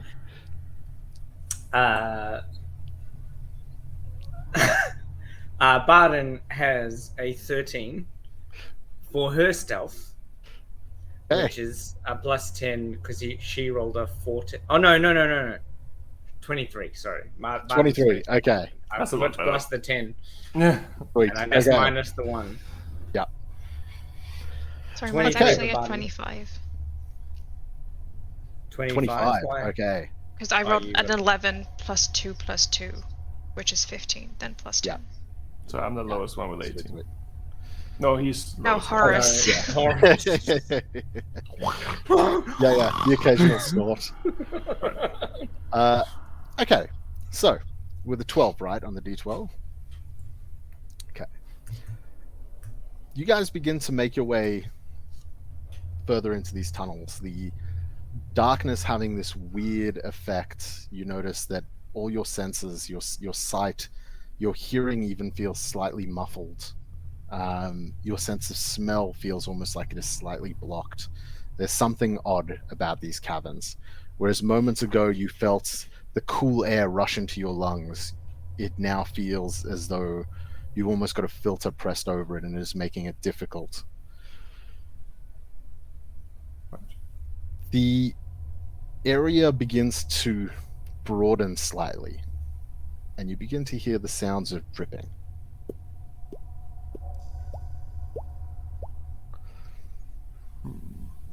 Tkumba, at the front, you see what looks to be an opening with a very thin ridge around what looks to be a puddle of water of sorts. Okay. The edges around it are only about a foot wide each, but the puddle itself sits at about 20 feet wide and about 30 feet deep, or 30 feet long. As you sort of get to the edge of it, you can see the very edge of the water on the other side, but you can't really see beyond that if the tunnel continues. But you don't see any other entrances or exits on either side. So technically we have to go through the water potentially to go to something else. Is that what you're saying? Yeah. Potentially. Okay. It seems like this is where the area stops. We might have to go into the water. Well, can we step around the outside? We don't have to go in the water, do we? We can kind of step around the outside there. There should be enough room to... Was that possible? It's a very thin walk. It'd be like bouncing on an edge. Oh, It's only okay. about a That's foot. I think Horace would struggle with that. Well, I mean, I could tell Horace to go away and reappear. As soon as the cavern expanded, Barton would have mounted Horace. So this conversation is happening with Barton mounted. Okay, easy. Yep. do we feel it could be dangerous to go into this water? I can circumvent swimming if need be. I'm not totally comfortable with getting into bodies of water that I can't see the bottom of. Would you want to try to walk around it, or do we want to fly across it? Flying is quite fun, but if we can manage to walk, it might be better than, Sure, flying's fun, but do we want to waste that if we can just walk? I mean, we might come in handy later. I can cast it on all three of us if necessary. To fly? Yes. Well, Fly, of course. the other option is Horace and I could just pop across, and you could go around the edge. I would feel safer if I went first through the water then. Horace and I won't be going through the water. But We'll just pop across. right. I was not paying attention. How far is the water? Yeah. It's about 20 foot wide and about 30 foot, best you can tell from where you're standing, to the opposing end, where it looks like you might need to head. Yeah, so that was... Yeah. I can very confidently say that we will not go to the... Horace and I will not be in the water at any stage. Okay. We could fly, and I'm happy for you to cast... I'm happy for you to cast the fly... to cast flight on us, but if the two of you seem more mobile than little old me and Horace. Horace and I can get across quite simply. If you want Let's to try save and it walk for around. later. Let's save it for later, and let's try to walk around and I'll So start trying to walk around. Horace will take a running jump, and then I'll Misty Step like halfway through to ensure that the spell, like, it's a seamless thing. Does Horace Misty Step with you with the spell, or is it Yeah, just you? we established that last time that I could Yes, Misty Step. with That's right. That's right. Horace. So Horace would just be like, Yep. and I'll calculate that like it's not I could Misty Step without the running jump, and the running jump just makes it a thing. So no, that's cool. I'd say you're able to, just to be careful, you sort of get a little bit of a run up, hop, and as you get sort of airborne, you see them disappear, and suddenly you guys can see a very faint outline of what looks to be an ally and a familiar hog on the other side. Because we can't see in dark vision. Oh, wow, that's cool. I like that. You, on the other side, land with Horace as you notice a few little splashes that you all hear, and you see that this water seems to be coming from a thin stream that continues ahead down a pathway ahead of you. I'll walk around first. Okay. Any that are walking the edge, I need you to make dexterity checks to see if you're able to maintain your balance. Yeah, she'll kind of be walking with like her back pressed up against the wall, sliding along. Dexterity 14. check. What's my dex? +2. I miss my dexterous characters. Oh, what's that? That's the natural 19 +4 +2. Those dice, man. Okay. Yeah. With ease, you begin to make your way across, and you feel very confident in your moves. Sukumba ahead of you, not as confident. You see, a few little stumbled steps, the toes sort of dipping in the edge of the water occasionally, but for the most part, managing to carry across. I need you to both make wisdom saving throws as well. Jesus Christ. Yeah. Oh wait, wisdom. I have that for once. Saving throw. Make sure, I believe it's a save. Yes, a save. Oh, I shouldn't have kept rolling with that dice. I knew it was too good to be true.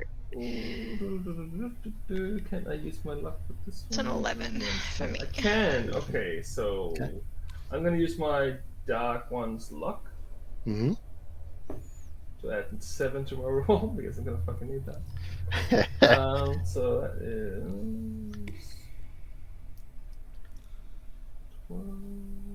20. 30, 20. 20. Okay. Oh, So, Kumbo, you're making your way across, and you're very focused on your balance, and you're pushing through okay. And as you're getting across, you begin to see the image of Horace and Barden begin to clear on the other side. And even though there's the odd fumble here and there, you begin to make your way across.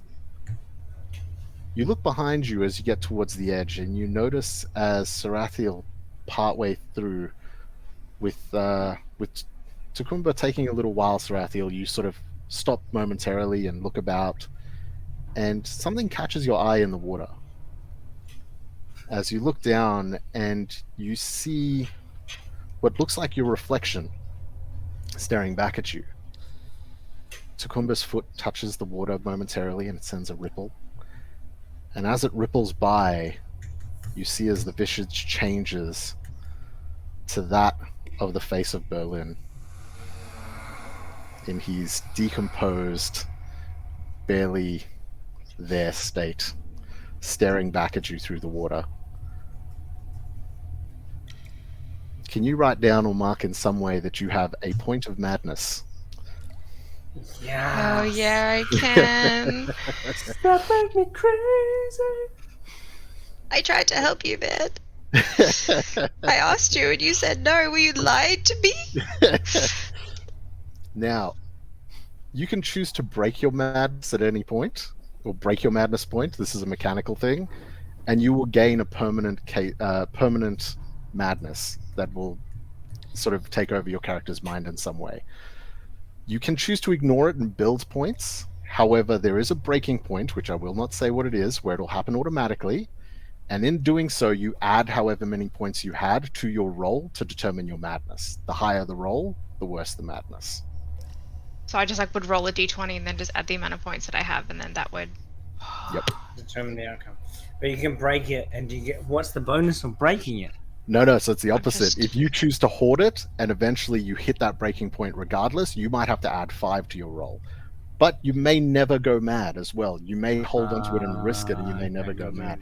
However, if you choose to break it early, you're likely going to get a better madness, something not as encompassing. Oh, so you try to break your madness, you'll get a negative. Yeah. on the But break. the longer you hold it, the worse it can be. The when worse. it's- Double-edged break is. sword. It's Oh, like, yeah, and I'm not a yeah. gambler either, so Laura is like, yep, I'm out. Break it, Dave Madness. No, I'm gonna wait a little bit. I think that would more just like spook her in the moment. Yeah. It's like mad people never know they're going mad. Yeah. So I think that for the time being, she would just be like, and Yeah. Yeah. Yeah. You push past, and eventually you look back and Laura you see your hates own that. reflection there. Laura's like, you feel it too Laura. uncomfortable at any point, That's guys? why I So like. you know. That's why I like playing D&D. no, like with good. Yeah, I love okay. horror Like- movies. Like I like being Yeah. scared. I hate horror movies, and my character is going to the madness. Like I'm going to resist till the end, and you're going to Yeah. find out earlier, depending on how it goes, right? Like Yeah, you're yeah. going to find out what this thing is.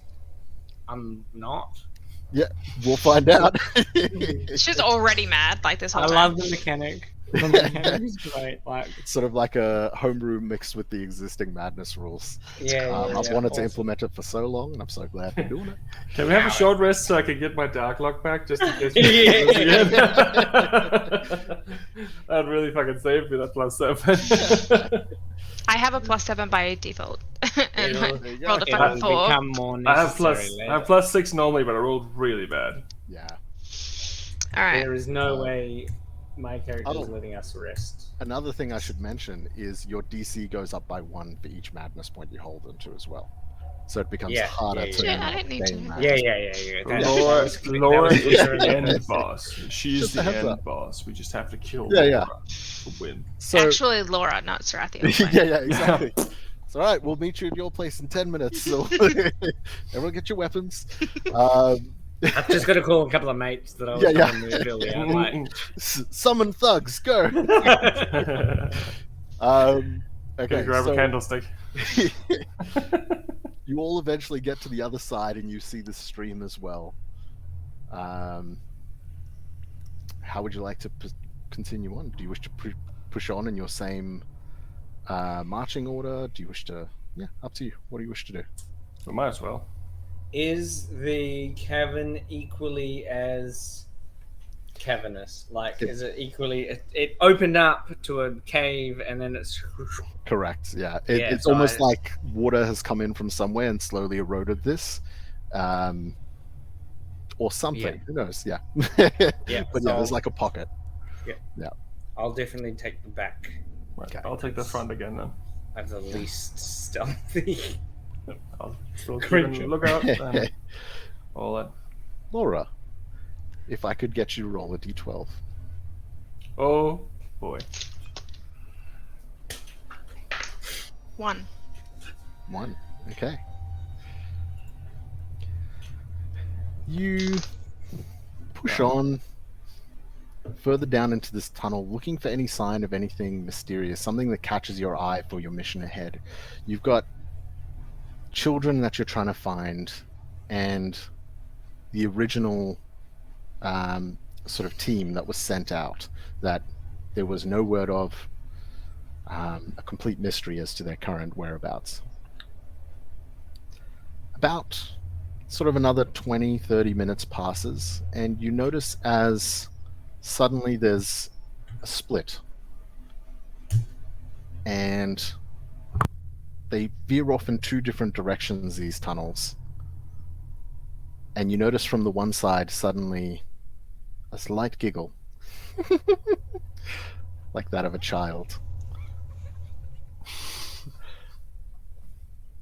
From the left side, you see, very briefly for a moment, all 3 of you see this, what looks to be a child's face, just barely illuminated or visible, mostly shrouded in darkness, just staring at you on the other side before it looks over its shoulder and then disappears.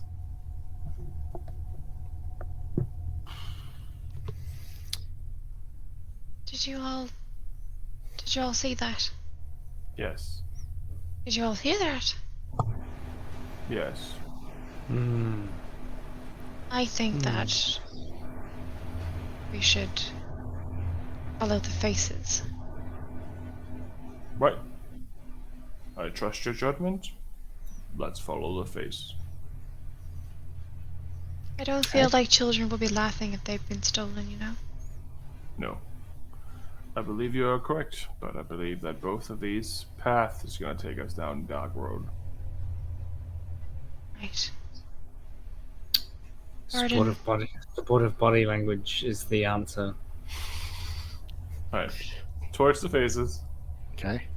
You push on down the left tunnel into the darkness. Another 5 or so minutes pass. And for a brief moment, you swear you could see what looks to be a faint green light ahead of you. That then fizzles out with a slight... I heard them again. Right. Well, looks like we're going down the rabbit hole. Might as well see where this is going. Children? Are you there? Looking for games.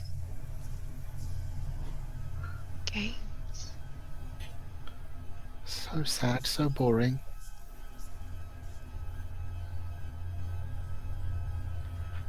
What's your name? I'm Abigail.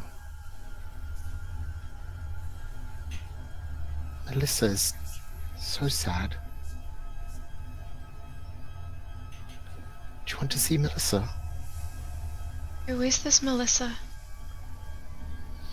You feel a slight tug on the bottom of your clothing as you look to your right. And what originally appeared to be almost like a rock blended into the thing, you see what looks to be a child hunched over, head in their knees, hugging their knees.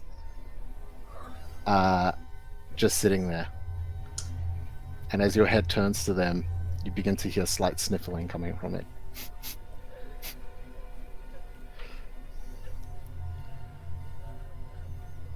Can I use my divine sense, which I just remembered / read that I have, I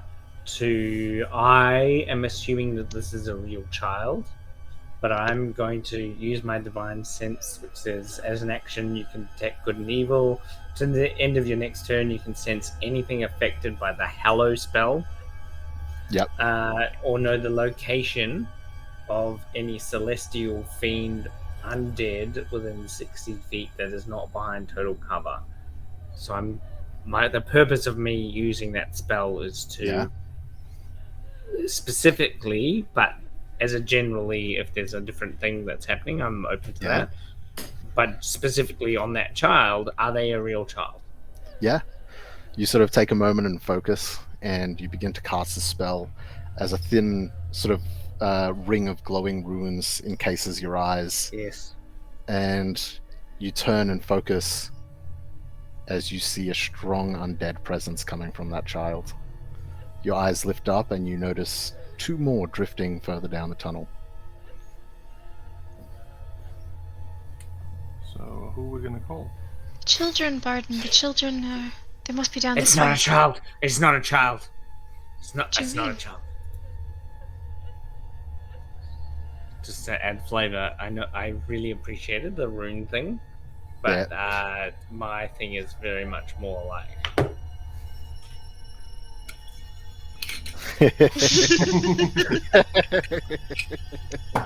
I can see more clearly now that I'm a little unsober. Just like burps and there's this like whiskey vapor that just comes out of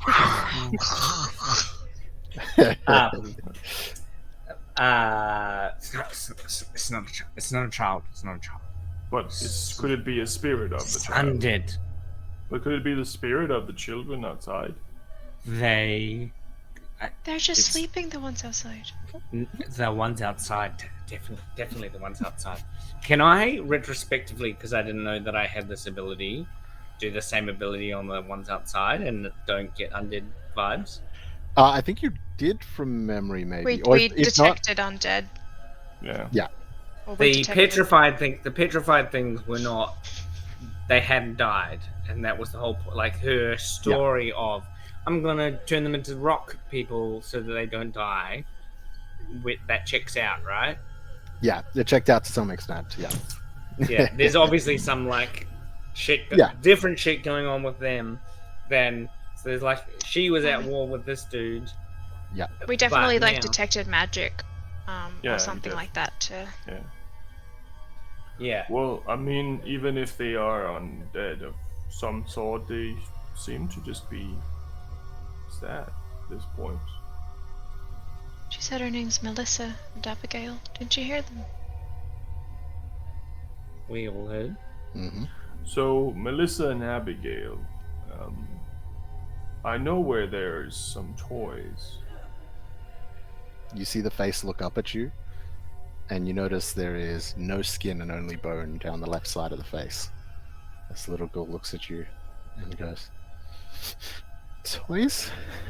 Yeah, there's some toys in the house outside of the cabin, as far as I remember. I like toys."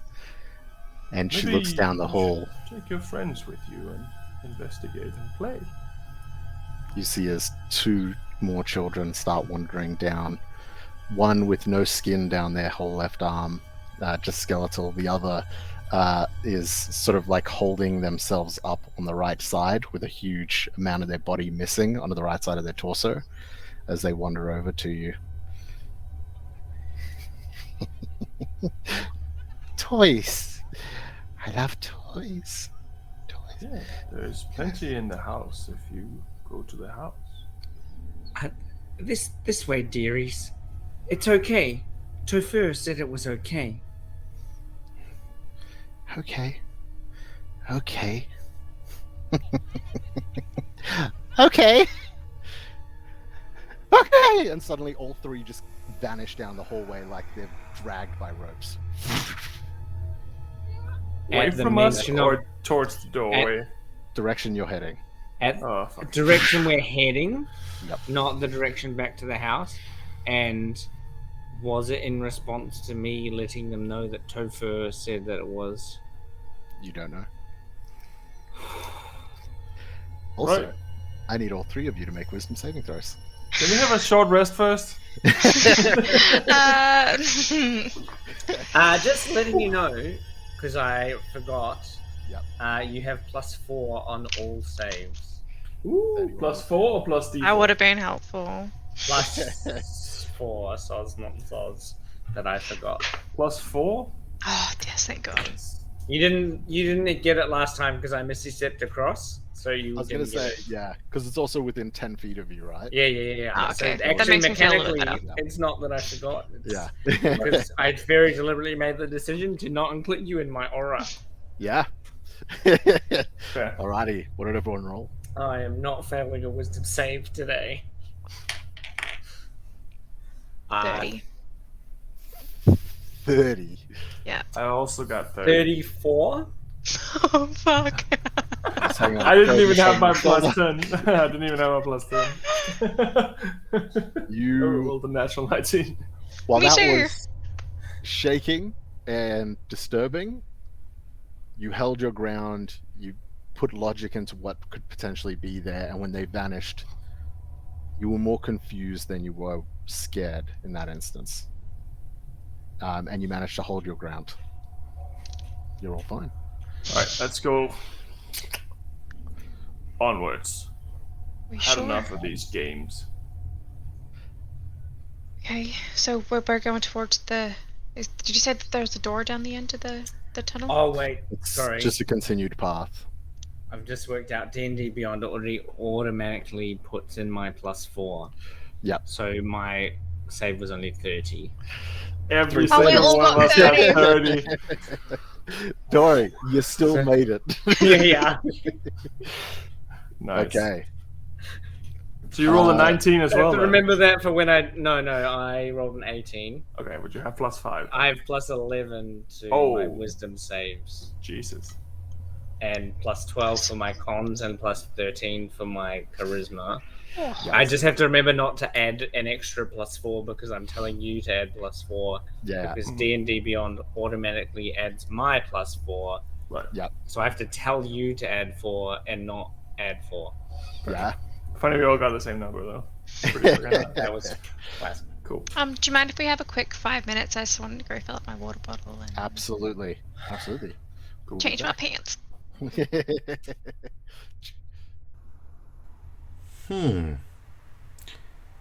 What an interesting turn of events so far.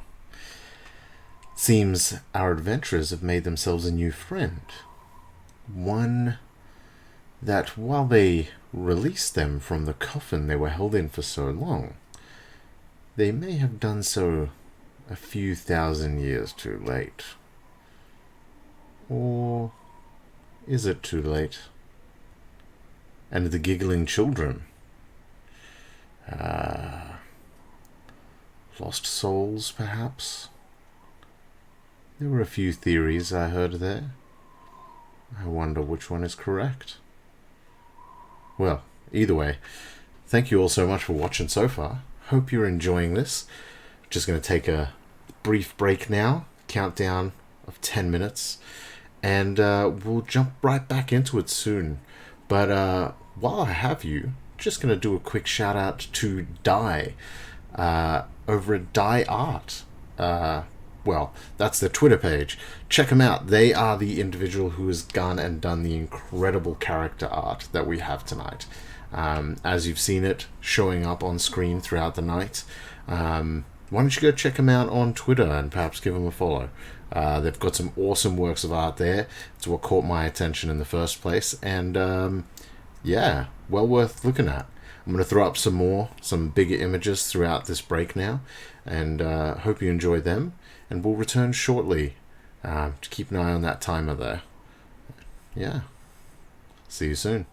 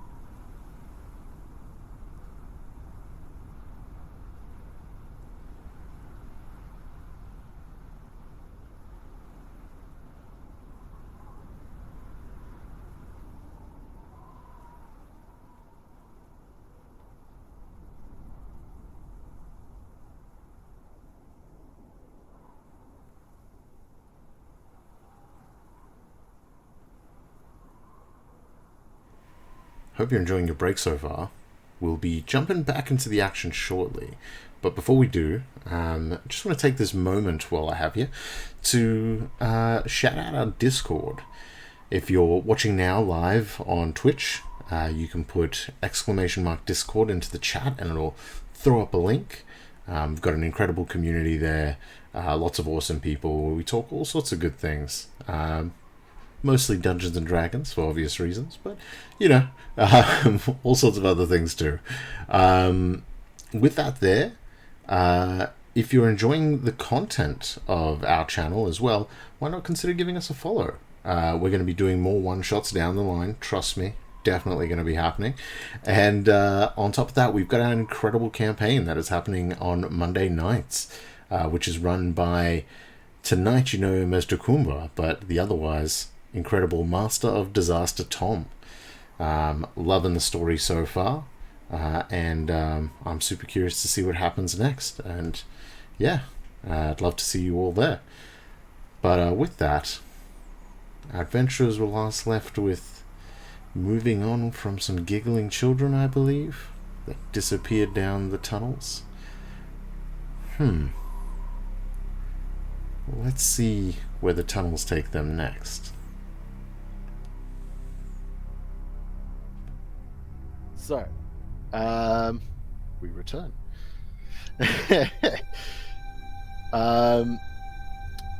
So you guys have found yourself pushing down these halls, and with the children suddenly disappearing ahead of you into the darkness,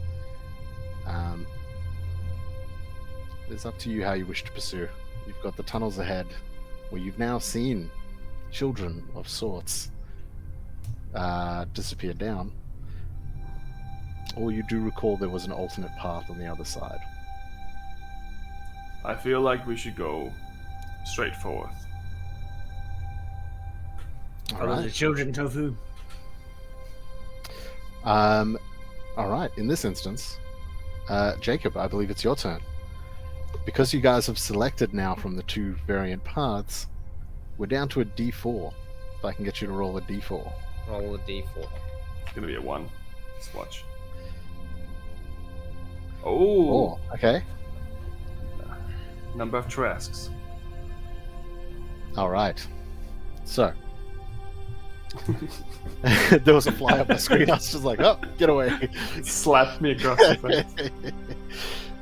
So, you continue down this path further, and something you notice the deeper you're going into this tunnel is that although this place is known as the Ice Lung, as cold as it is, everything that's going on, it's beginning to get warmer. Mm-hmm. You also notice a very slight type thrum once every 15 to 20 minutes.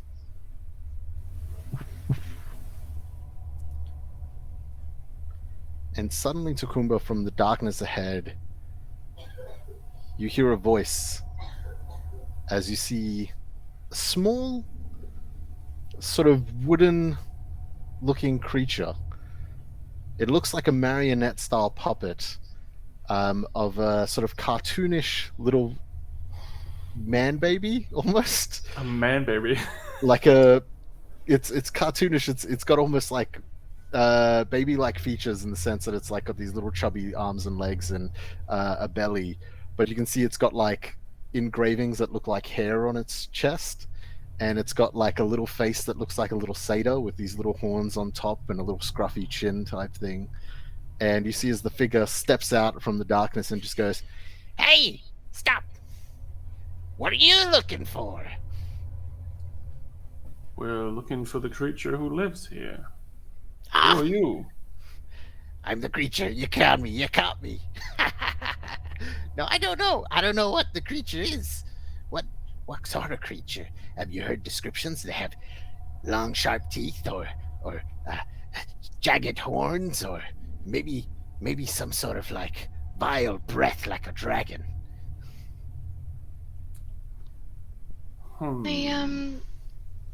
I think it's some sort of mountain creature.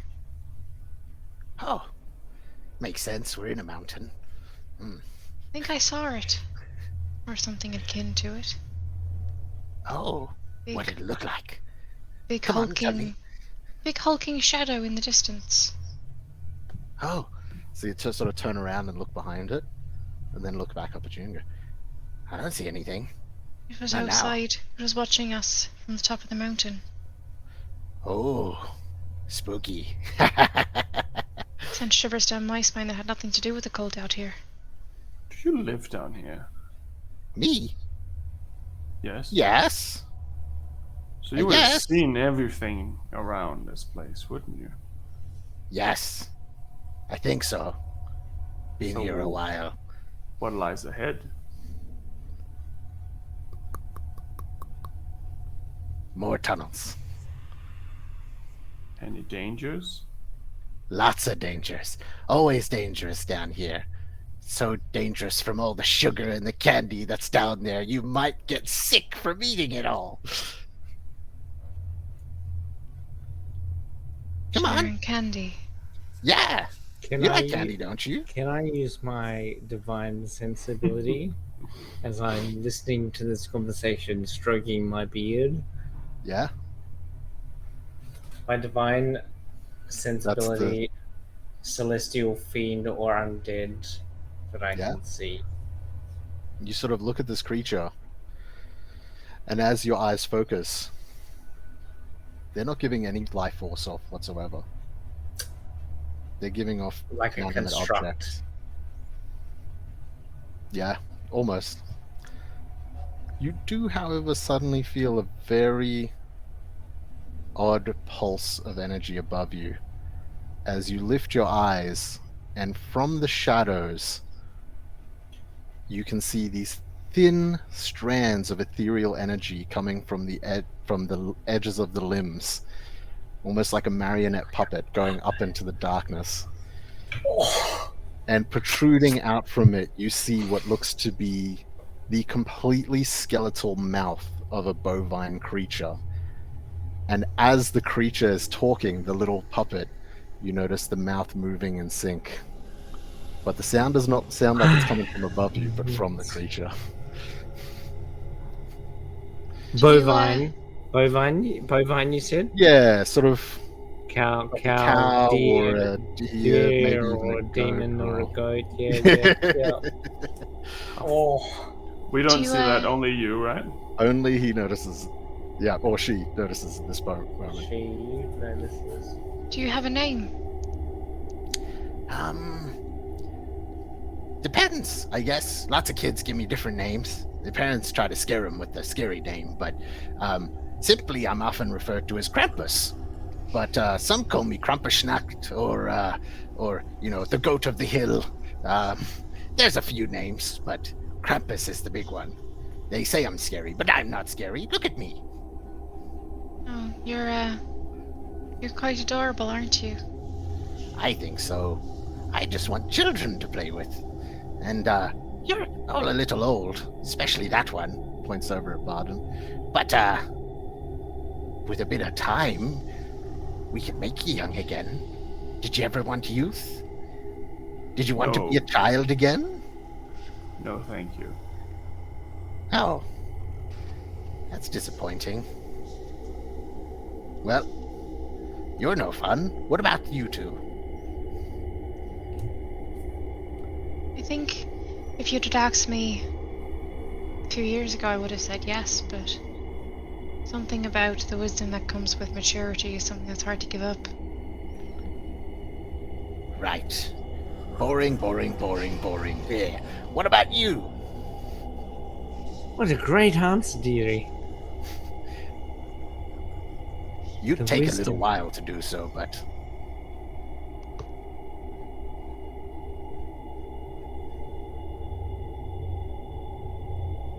Just staring at you. this is not going to end. If we were to say yes, would it be some sort of ritual or potion that we were to drink? oh. No, not really. Just spend a little time in a fun little place. And naturally, Or magically, I guess. You're as you see the movements very snappy, sort of. Down to a little baby. Well, not that young. Can't play with babies. Need a little bit of brains in there. Got to show them how the toys work and the things. So it is like a ritual then. I guess. Tell you what, young chap. Would you like a candy? Yes. As you see the figure make its way a couple steps forward, and you see almost as you being the only one who notices so far, the strings become a little bit taut as it's trying to reach out for the candy near you, but can't quite reach. Oh, I can't get there. You're far. Come closer. I would definitely come closer, and I would try and give the candy an impact physically with these strings. Okay. Not magically. Yeah. So I would try and give the candy. So this is a child, right? And with strings that I can see, I'm trying to test the boundaries of the magic. Yeah. By giving the candy in a way that's not aggressive, not aggressive. Yeah. I'm trying to hand candy in a way that impacts with my form. Yeah. The strings and that. Yeah. You go forward and you hand the candy, and as you sort of move in, you sort of shift your shoulder into a position where it might brush through, and you see as the strings that it brushes through almost look like they snap, and you see that limb sort of just go taut or sort of limp. Yes. And then as your shoulder moves back out, you see as suddenly they reconnect and the hand comes back up again. I would also like to add, for mechanics and flavor, that I have auras. Yes. So if there was a save element of it, I would know that, right? My expectation is if it was a person that was being possessed, their expectation of resisting that possession would increase with my presence. No save or anything. Just seems to happen. Very confirming the construct. Yeah. As you notice them go back and their mouth opens like a little nutcracker type thing. As it opens up, they throw the candy in and it breaks up into pieces, some of it falling out, some of it falling into the back. And as they continue, you see little more pieces falling out, and they go, well, if you want to come, this way. Otherwise, get out. This is my house. You see them turn and just look at you all, wondering if you'll come. And then suddenly you see the whole body just go limp onto the floor and just go, get dragged across the floor into the darkness. Towards, does the creature that is in the air disappear? Yes. I reckon we should follow him. I feel like this is a big-ass trap. So, to inform your decision, and then I'll try and, for brevity's sake, articulate in a very, bus stop Scottish man, grandmother way, what I just witnessed and informed. Yep. I mean, that's all very well and good, but at the end of the day, we either have the choice to go forward or the choice to go back. Ojan, we can go. We can continue. We can also go that way if we don't want to follow the trap. That's what I'm saying. We could either go back the way we came and go down the other path, or we go forward. Yes, just clarifying, there's three choices. Yes. We can go down the choice that the puppet has suggested. We can go back. I don't think we're doing that. So we can knock that off. It's quite binary actually, because we're going forwards. Or does someone have an ability to let them know what's happened? Let who know what's happened? The council. If you let them know. Oh right, the council. I almost forgot about them. If you let them know at certain points, we can also mitigate the risk of having to escape. For example, we might go back because we're trying to report and bring more forces to this. But I think we're the forces, right? I didn't mean go back as in leave. I meant go back as in where the path split into two. Well, we can also continue straight ahead. Yes. We can go back. Oh, I see. I see. Go I see. back, forward, or trap. There was 12 there was 12 paths, and then there was 8 paths, and then there was 4 paths, and now there's 3 paths. I think we should continue on. I don't think we should go Through down the this trap? path. No. We have the forward, trap, backwards. I'd say go forward.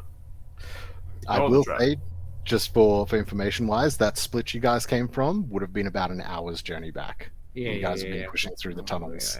Yeah. So you can do so. Just saying, it would be. So bit just of a- just clarifying, do you think the trap is following the undead people, the undead puppet that just zoomed down the corridor? Yes, that's the So- trap. That's the trap. That's and also we're all- forward, though.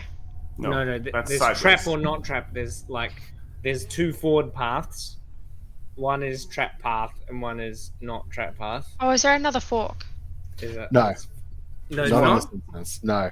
So you guys encountered the fork with the children. You pushed on. Eventually, you got to the puppet. Yes. The puppet continues ahead, or you can go back to that fork and go down the other path, but it's about an hour's journey. Or you can Okay. go That's back why that I way. was getting so confused. I was like, forward or Yeah. back? There's only forward and back. We're definitely going Right forward. now, you only got forward and back. Sorry. Yeah. Well, if I'm that's going the to case, impose her will on the party to go forward. I'm happy with going forward. I mean, he sounded friendly. are you all right? Yes, I'm fine. Seem a bit off. No, I'm fine. I just want to go and find the children. And it seems like the most straightforward path. I mean, he said that he made friends with children, so why not go and see them, right? Right. They're not children. Well, the ones that we saw weren't children, but who's to say what it's got down there? He said candy, sugar. Well, I guess we'll have to go that way then. Let's go into the trap then. Well, should we change the order that we operate if it's a trap? I think that still functions the way it is. Well, Horace and I could go first. It's fine with me I'm to go happy first. being the ham and the sandwich still. I'll still be fine to go first. We might Okay. need a quick escape. If you Right. need a quick... Okay. Let's go. And if I can get you all to roll a wisdom save throw again, see if you manage to maintain. Plus 4? Plus 4. I believe so. Always. Oh, I need to pick a good dice. 17. I'm gonna run my chunky.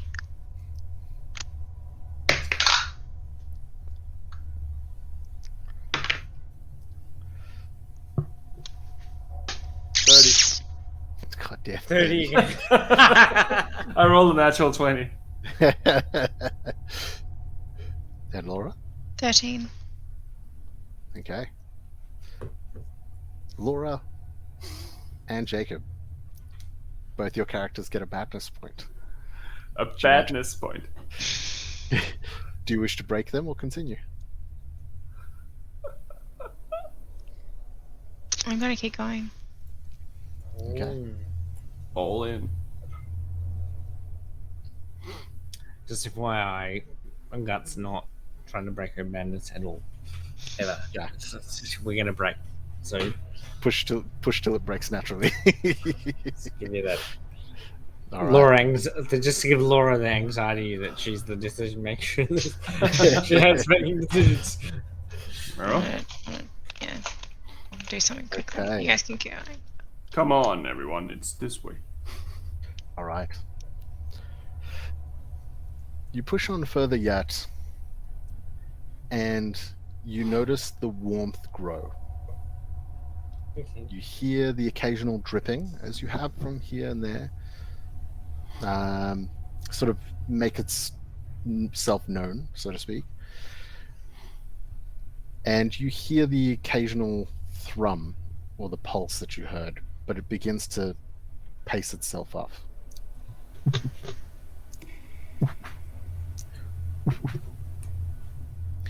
And Takumba, you at the front, you're the first to notice, as you're making your way through, and you place your hand on a wall to sort of just steady yourself as you go under a bit of a low pass, and you feel the wall almost mush inwards, like the softness of flesh. And you sort of pull back, and in the darkness, you don't have any discersion of color or anything, but you can feel that you look at your hand and you do notice that your hand is darker on the inside. Does it give off the same texture as blood? Smelling it, it smells like blood. I'll let these guys know. Why have we stopped? There's blood on the wall, and the wall is slightly mushy from here on in. Do you want to see better? I think now is a probably good time to start lighting it up. If the party, if we've sprung a trap and the puppet master already knows, then we should know. From memory, is Takumba a like sword carrying? What's the major weapon that Takumba has? I have a longsword. Yeah, large sword. It's not large. It's just a longsword. Longsword. And you're like militarily accoutrement? No, not really. No. So I'm the military accoutrement. I'm the in plate mail looked like the strongest character. I still have plate mail on. I have plate, I think. You look like a soldier. I have like armor on and stuff like that. I just don't hold myself as a military person. Okay, I'm going to cast the daylight spell on your sword. Daylight, okay. You see this massive pulse of light erupt down the tunnels before it's immediately fought back by the darkness, as you notice any light is halved in this as well. Not only your senses, but light itself seems to be dimmed. But it's enough to see what's ahead of you. Yep. As only feet ahead of you, you see as it begins to open into another cabin. And you notice that the walls here are lined with the bodies of people. The one which you just took your hand from was the flayed chest of an individual with a necklace around their neck, the symbol of Bahamut dangling from it. You see embedded in the walls hundreds of skulls, smaller skulls, skulls of children. The floor you're walking on now seems to be a mass of bone and rock, almost interwoven with each other. There's another body over to the left hanging from the wall. It's sort of intestines creating almost a decoration as it hangs from the stomach up to another body where it is looped around their neck. And ahead of you, opposite you, you see a little figure just doing a little dance, little wooden puppet going, no more strings. No more strings on me. No more strings on me. And the body just falls limp as suddenly a figure drops from the ceiling. You see long, thin, hoofed legs coming up to furred hind legs. The body of what looks to be a hairless chimp of sorts with clawed fingers leading up to a part human, part goat-like head, long curled fangs protruding from it, and these uprising pointed horns and beads of red in the eyes. This figure has the top looped over its shoulder and up over its back what looks to be a bag, red in color, dark red in patches, light red in others, with little bones and body parts sticking out of it. And strapped under, or put under it, using it almost as a holster, you see what looks to be a bundle of long, thin branches that are tied together like switches of sorts. As the creature lands with its back to you, long, thin, sort of like bovine-like tail, and it steps and turns and looks at you. No more strings. What do you think? I think you should have gotten a refund. Alrighty. You're straight up attacking him. How far away is he? Yeah, we're definitely initiative rolling. He is. Let me check.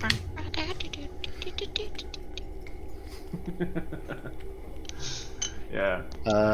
No more strings. Got no strings on me.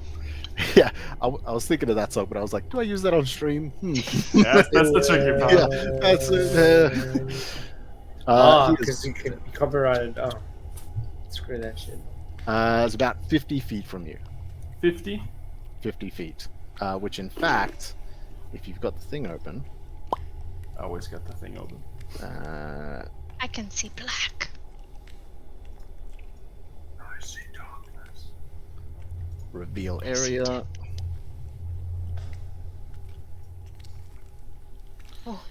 Yeah, he looks exactly like I imagined. Yeah. Oh, hi. Nope. Hi there. Hey there, big boy. So I'm going to blast him 3 times. with, Okay, go Eldritch for it. Blast.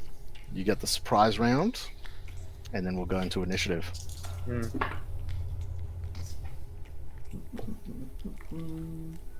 21, 10, and 20. 21 hits, 10 does not, 20 hits.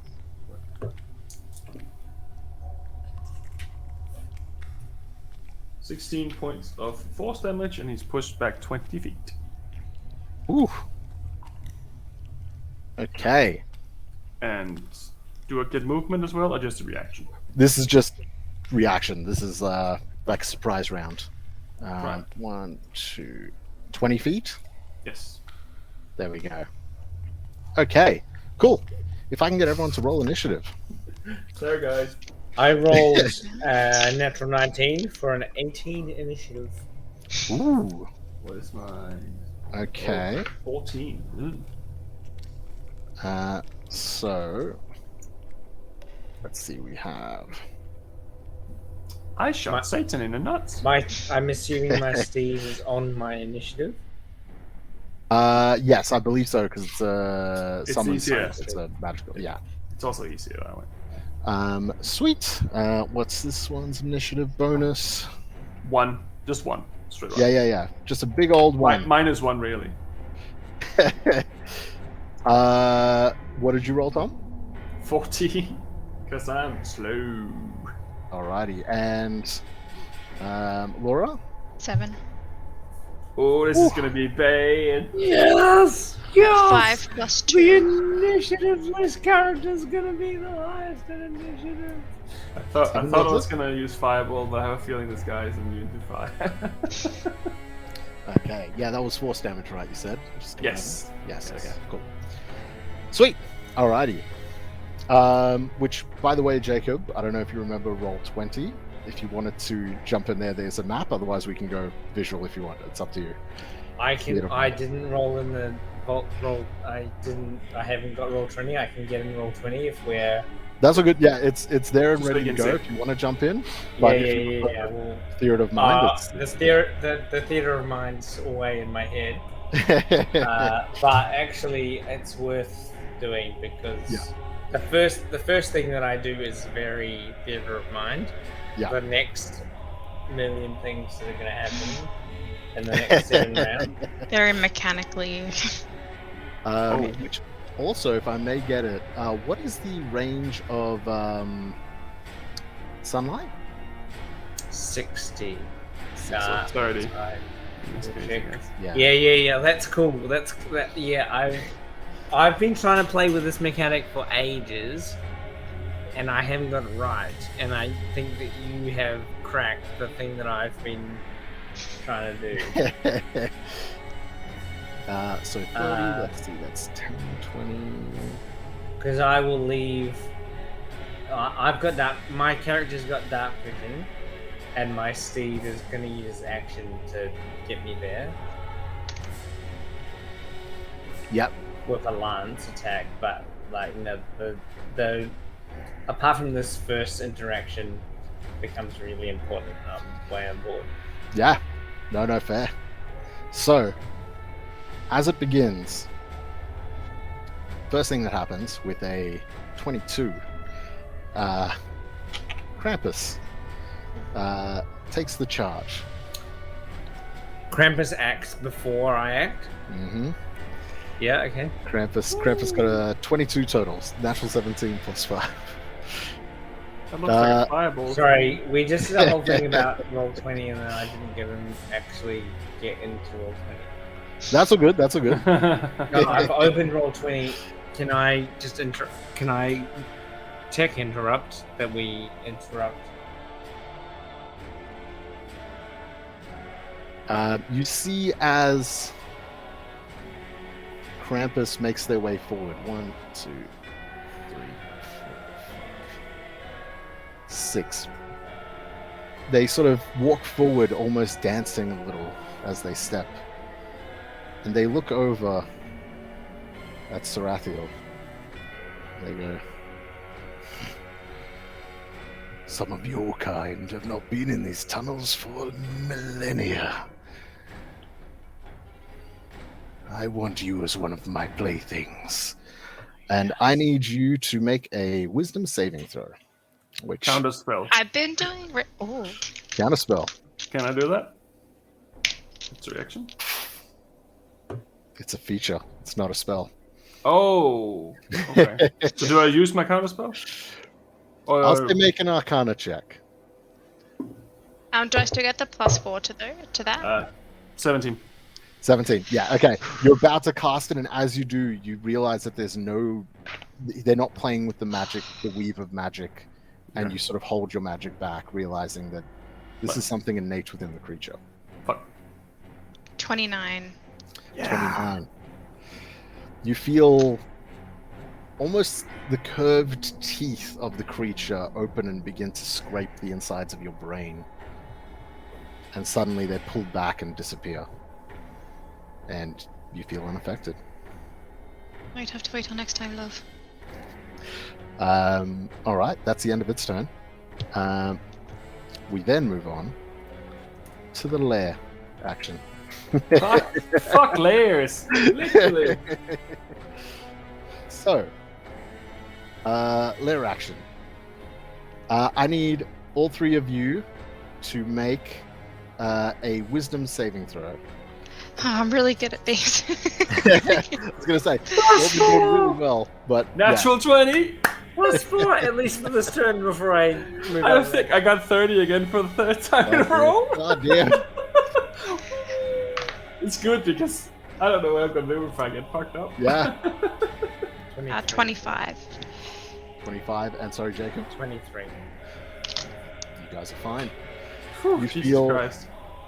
You feel for a moment something odd is going on as you suddenly see all the bodies hanging from the walls begin to move and reach out towards you, and this sense of shock runs through you, but you all manage to sort of push back against it and hold yourselves firm.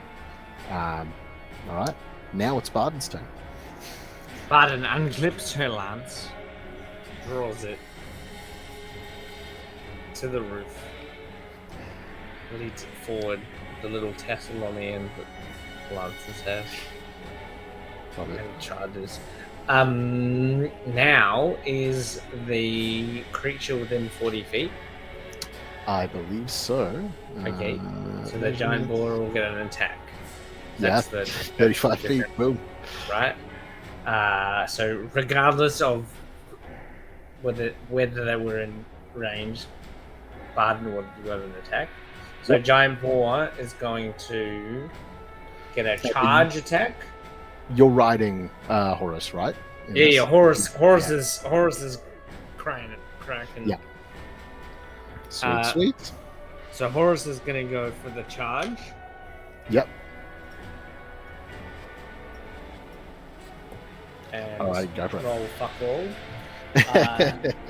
And Barden is going to charge and roll really well. 21 to hit. 21 hits. So Horace doesn't charge. I'm gonna burn I'm not a great paladin, but is it like every time you hit, you then burn spell slots to hit extra? You can chuck a smite into it. Yeah. I'm going. So bonus action ensnaring strike, is that the kind of smites that I do? I believe so. Or Yeah. ensnaring strike might be It's a spell. Oh, It's a it is a spell? Next time you hit a creature with a weapon attack, before the spell ends, a writhing mass of spawny vine appear at the point of impact. Target must succeed on a strength saving throw. Ooh, okay. And magical vines are larger creature has advantage on this saving throw. Okay, it is large, so it does get advantage, which it rolled worse the second time. Strength. That is an 11. That's a failure. That's definitely a failure. Yeah. DC 16. Alrighty, yeah. So because I've cast that, I don't do a smite. I just roll my d12. I believe you just do the damage and whatever would happen with the vines if they damage at all, or if they. So the ensnaring strike is they're restrained. So I've moved 35 feet, and they're now restrained. They take 1d6 piercing damage at the start of each of its turn. Okay. Until they succeed on the strength. Or I lose concentration because they fuck me up. Okay. Cool. D12 is the fat one. No, it's not. It's that one. Oh, that's the one that I always confuse for a D20. They take 12 plus. What's the lance? 12 plus 2. 14 damage. Sweet. And they take 14, and my ensnaring strike gives them. Yeah. Sorry, this is my. It's like. No, that's good.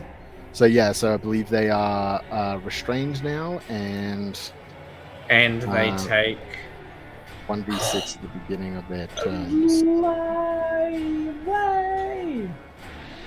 On the hit, they don't. Oh, okay. On the hit, they don't take any damage. Okay, good. Okay. I just rolled 6, so. Okay. Damn. Yep. I'm just reading the restrained condition. Cool. All right. Anything else you'd like to do? I think you've still got your bonus action. No. I used my bonus action. My bonus action was ensnaring.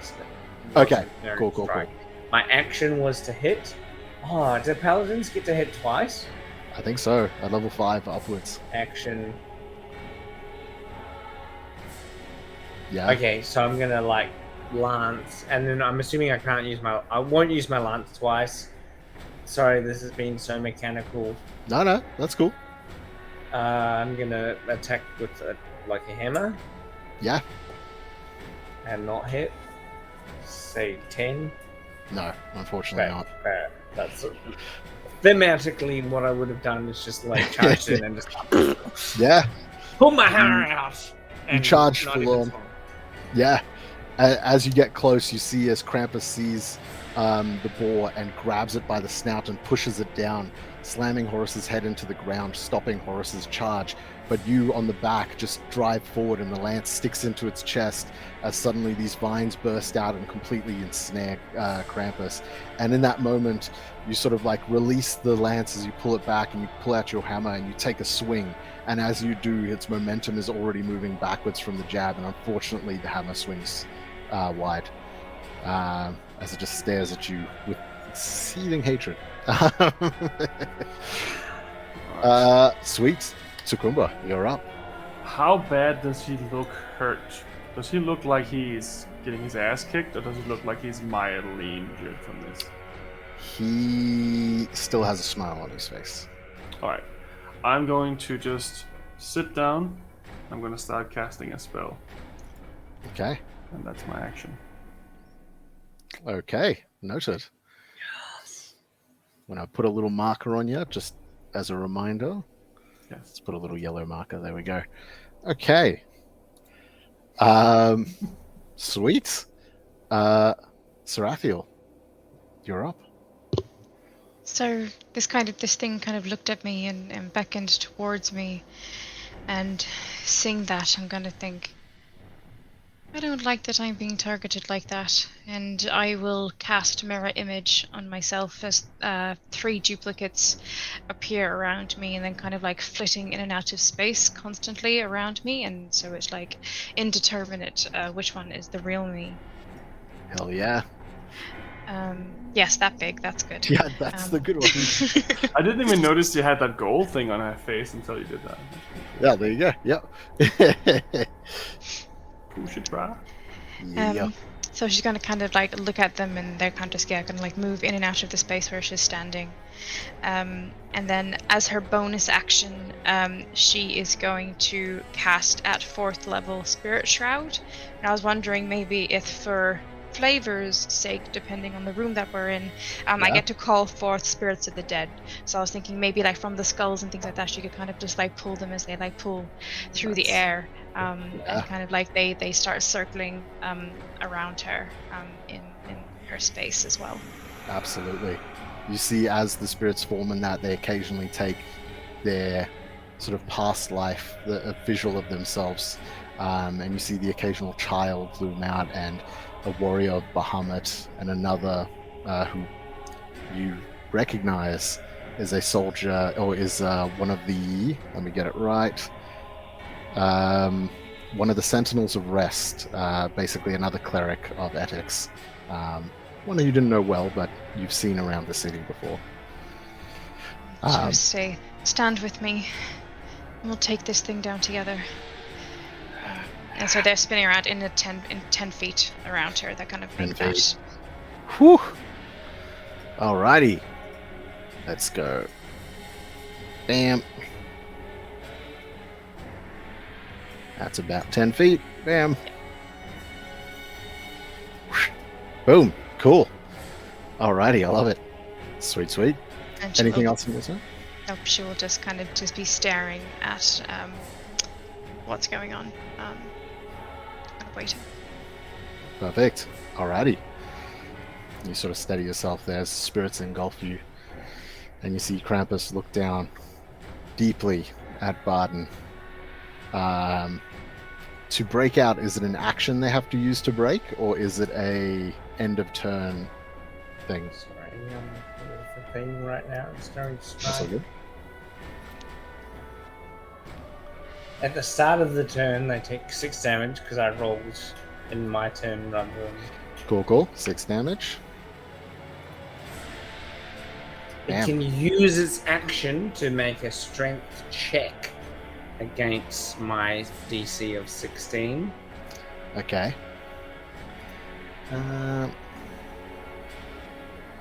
Or if I use I haven't used a higher DC.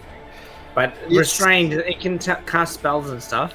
Yeah. And it can well on me because I'm right there. Yeah, it's just a disadvantage with its attacks. I think... Yeah, advantage in attacks against it, and disadvantage in attacks against. That is such a sick condition. Yep. Yeah, it's not happy with you, and it's going to attempt to, even while snared, it's going to start attempting to wail at you. First attack... Let's see. It is going to... my AC. I think this is going to be the battle. How to kill the person in front of you. I'll be there in 5 minutes. Yeah. Okay. So first attack. That's a natural 20. Yeah, my AC is not coming. Come at me. Come on. And yeah, it's gonna. So you see, as it pulls on the vines, and one snaps for the one arm, and it looks like it's going to strike at you, but suddenly you feel the claws graze the edges of your neck as it grabs the front of your armor. And you see it lean back as suddenly this long line down the center of its chest, where you now see these tiny little interwoven teeth, almost like a zipper, begins to peel open, and you see this deep orange light begin to emanate from its stomach. I need you to make a strength saving throw. Strength saving throw. Mm-hmm. Natural 20 plus 7. Oh shit! And you are now considered grappled by Krampus from the attack. No damage, but you see as they grab you and attempt to pull you into this cavern, and you feel the suction, and you place your feet up and press it against the edges and kick off, and you put yourself back onto Horace's back, but it's still got you gripped right by the collar there. The 27, it's still grappled. No, so the grapple, so when it hits you with a nat 20, it can choose to damage or grapple. So it can either damage or it's an auto grapple. Yeah. And then the second thing was a save to see if it pulled you into its stomach. Yes. Yeah. That's cool. Okay. Yep. At that instance, it moves over to the lair, and you see as the stomach sort of snaps closed, this burst of magical darkness floods the entire room. For this round, creatures with dark vision only have a sight line of 5 feet. Yep. Creatures without are considered blind. Only creatures with blind sense, tremor sense, and true sight can see through this darkness, and even then their range is halved. So, that's all that happens there. We move over to Barton. As you're now gripped at the collar, this thing staring at you, shrouded in vines. Me again? Yeah. Top of the round. Or because everyone else did their turns. Yeah. I am just. He's within 5 feet of me, and he's restrained. So I'm just gonna fuck that shit up. Yeah. I haven't taken any damage, but my concentration hasn't been impacted. Does the daylight spell that I cast impact? Ooh. I would say that is fighting against it. So if you're in the daylight ring, you can see within the daylight ring. Can I see that my friend is still with me? You turn around, and beyond 5 feet, you cannot see.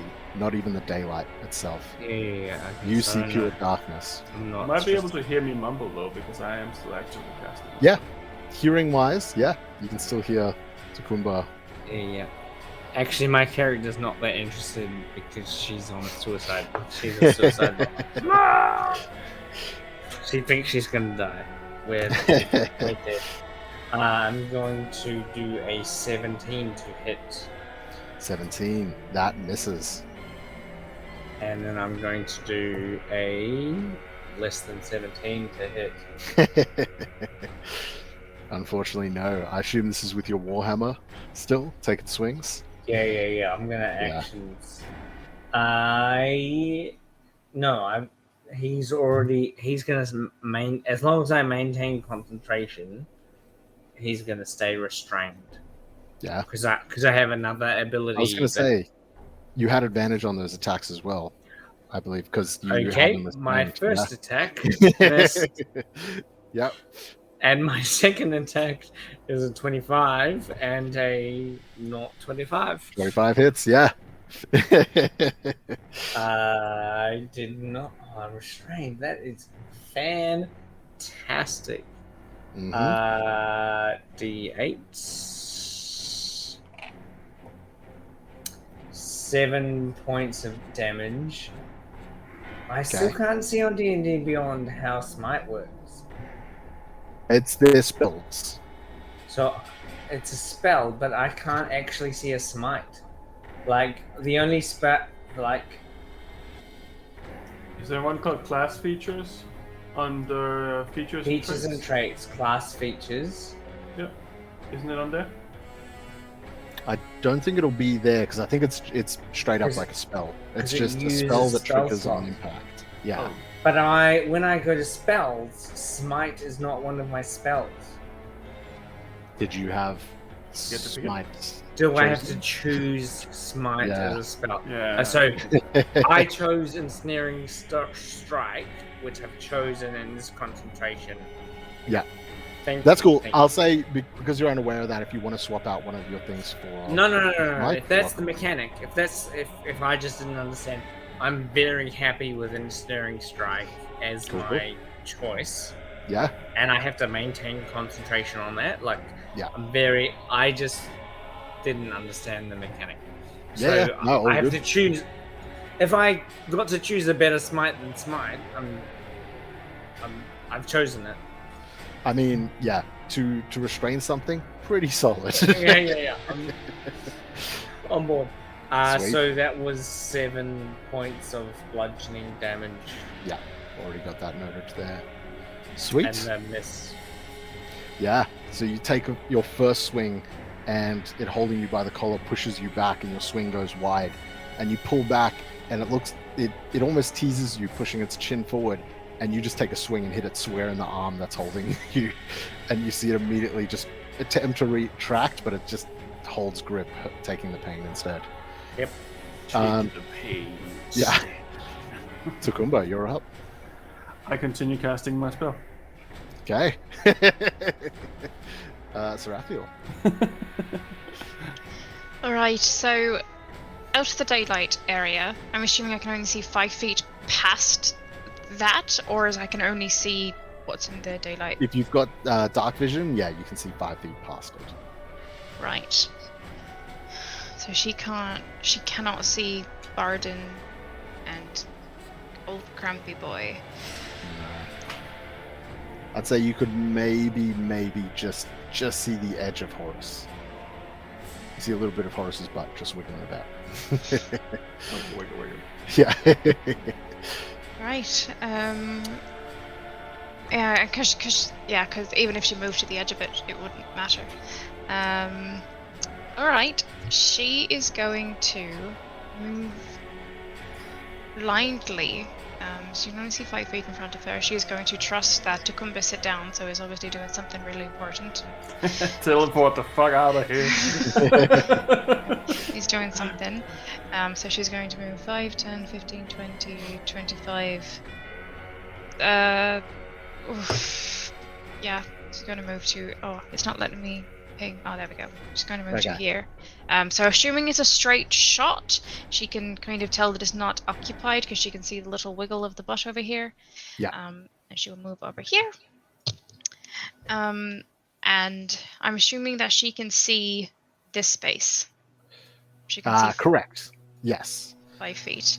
You can see the Alright. 5 feet. I'd say you could see the edges of Krampus. Like, if you board or something, I'll say you can just barely see. So you know it's there, but yeah.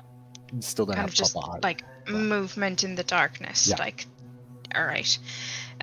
So at 4th level, she is going to kind of like whip up her arms and kind of move them towards the sky, and then these shadows start appearing from the ground as she just starts like whipping it up. And in this space here, she is going to summon a guardian of faith. Directly This is gonna get good. in front of It's them. gonna get totally fucked up now. Nice move. And it's not concentration, so she still keeps her spirit shroud up. Okay. It's my first time playing a cleric at this level, and there are so many different spells and summoning things. And I'm like, what do I actually need to be Yeah. concentrating on? But it's only the spirit shroud that I need to concentrate on, so we're all good. So I will cast that. So that's there. And then she is going to look towards Barden, and she's going to say, Barden, if anyone can take this beast down, it's going to be you, but we need you to stay with us. And she is going to bonus action healing word Barden at a 2nd level. Irrelevant because she hasn't taken any damage.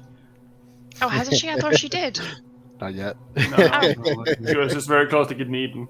She's Oh, grappled. she was grappled. That's right. She Yeah. wasn't actually. Okay, well, she'll say that, but she won't cast a spell. She'll just say, "We need you to stay with us. I'm here by your side if you need Yeah. me for anything." Also, you can't see that that guardian. It's just kind of like there was all this shadow and smoke, and then it was gone. Yeah. So Sweet. That's purely there for market then. Yeah. Sweet. Cool. Alrighty. Move back around to the top as we get to Krampus. Krampus is angry. Krampus don't like being angry. Krampus is going to attempt to break your vines. he needs to make a dexterity saving throw first, please. Okie dokie. Also, I forgot that Horace has an action, and I'll just say he took the dodge action. So Okay, totally fair.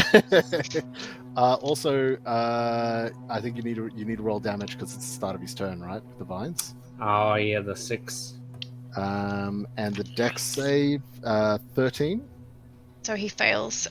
So he takes 20 points of radiant damage straight up from the guardian. Boom! Oh, because he's in the space. Oh, we're gonna He fuck starts- this shit up. If he starts a turn or enters into a space within 10 feet of the guardian, he has to make a dexterity saving Just throw. keep him still. This has been a very mechanical. Like Just keep him there. considering in the break we had the conversation about how none of us was really like meta about mechanics. I'm just. I'm assuming that we all know how our spells work at this point. Like we Yeah, would, but you know. like I actively work against my spells from a character perspective. Anyway, I just am appreciating this moment. Yeah. Me too, Dory. Okay. Says Charock, the person. We're fighting an evil yeah. demigod. Most I think we're works allowed to pull against out all his stops. Everything's fine. Leave a monster. Still have alone. another 1,000 hit points left. What did you roll for damage, Jacob? 5. 5. Cool. Okay. So as it begins its turn, you see it begin to struggle against the vines, and as it does, your spirit guardian, you said, was basically like invisible, right? Or Yes, so it's I summon it, and then the guardian occupies that space and is indistinct except for, and it says gleaming sword and shield, but the flavor I'd like it to just be like shadows moving around in the space. Yeah. We see as Krampus is attempting to fight off, suddenly this wash of shadow brushes past as suddenly this cut slashes across the upper side of the left pec, and we see just light emanate from it, radiant, as it burns the skin and then sort of dims down to nothing as you see the blood pour out, blackish and unnatural looking.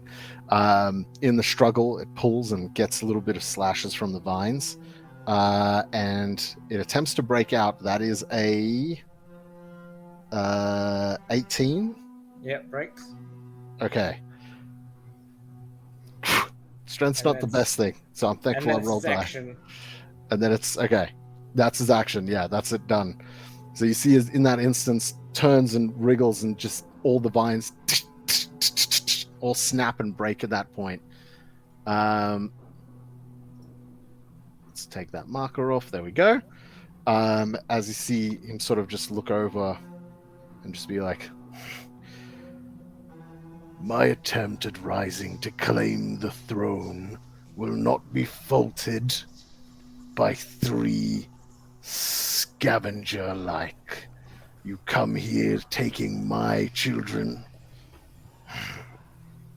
No."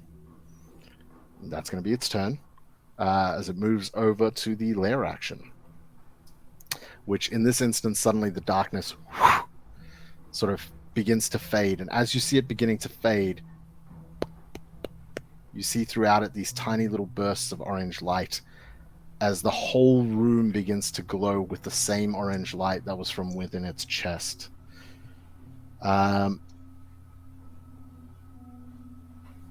Let me make sure I get this right.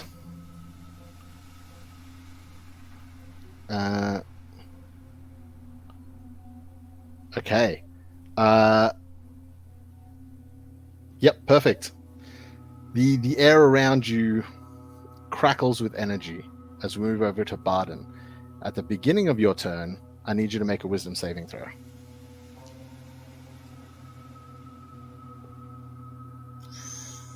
Close. 19.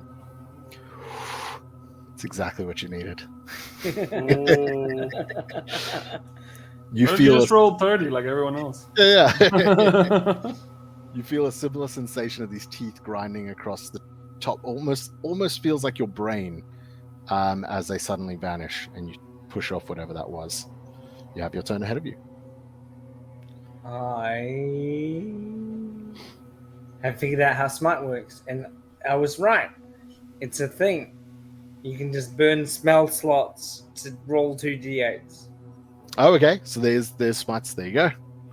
Yeah, Divine Smite. When you hit with a melee weapon, you can expend a spell slot to deal 2d8 extra damage. That's how Smite works. Are we in agreement as the handful of DMs?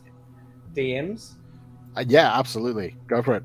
Because I know that there are smite spells, so Because you can take it from me if you're not a paladin. Yeah, Okay. so I'm gonna use that spell again. Yep. I also have the option as part of my class to do basically that spell and use my divine class feature thing that they can only use once. Yeah. So he's Channel broken divinity. Channel Divinity. Yeah, I can use my Channel Divinity to do pretty much what I did, which was the Ensnaring Strike as my Channel Divinity. Yep. And then I can also use, by burning a spell slot, extra d8. So I'm actually just going to cast as my bonus action Ensnaring Strike again. Okay. Because I liked that mechanic. I liked the visual of it. And I'm going to cut. So he broke out of it as his action. And then I'm going to attack with my attacks. Yep. It's a 25 to hit. Yep. And a 10 to hit. Does not hit. So the first hit. Yep. But the first hit, because I burned Ensnaring Strike, do I get an advantage on the second hit? Yeah, I guess you would. Yeah. Second hit doesn't hit either. There you That's go. good. First hit. And I'm going to burn a spell slot to smite him. Okay. He makes a strength saving throw now. Strength.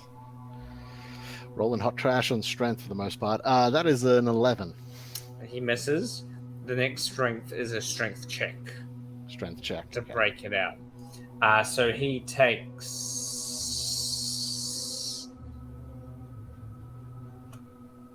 9. Yes. 21 plus 4, 25 points of damage and then resistance is like 9 is radiant and 16 is bludgeoning. Okay. Sweet. Yep, noted. Damn. And is restrained. Yep. You ain't going nowhere. Yeah. Take your first swing. As you see them break out, they almost move forward in this essence of, or this moment of freedom. And as they move forward in that, suddenly they're met with your hammer again. And from the impact, suddenly vines burst out again, entangling it, and you hear them just scoff angrily, just as your second swing goes to strike, and they just move their head out of the way, swinging wide. Plus with the smite, this burst of energy radiates out. You see this little square burn mark on the chest. Alrighty. Anything else in your turn? No, that's me. I'm grappled. Yeah. He's holding me. Yes. And I don't give a fuck. Yeah. Yeah, you can hold me. That's the Yeah, point. Fucking- this thing sucks. Let go. Okay, we move over to the beginning of Takumba. Takumba, I need you to make a wisdom saving throw.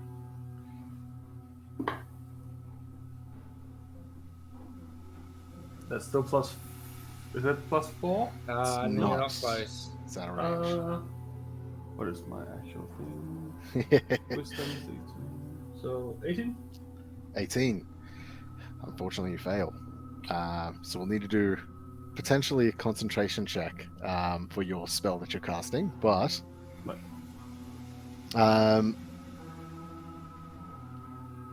so just making sure I get this exactly right. It is D8. It's 1, 7, 11, 15. You take 15 points of psychic damage as you hold the sides of your head while you're trying to concentrate, and you open your eyes for a moment and you look down as suddenly you're back home and your village is ablaze. Your homeland is on fire and is in tatters and ruins. And you look at your hands as they look like the hands of children, of a child, and you snap out of it suddenly. Take a deep breath. Your character has aged, has become 1 year younger. Okay. And you are, it's not a lot, but yeah, 1 year younger. And yeah, you have taken the psychic damage. Simple as that. Your turn. Fair enough. So, concentration check? Yes, please. That is a 16. 16. Yeah. I believe that's a success. I believe Sweet. that works. So I Yeah, remember. because it's half the damage. Right. Yeah. Shuck it off. Continue to cast. Okie Oh.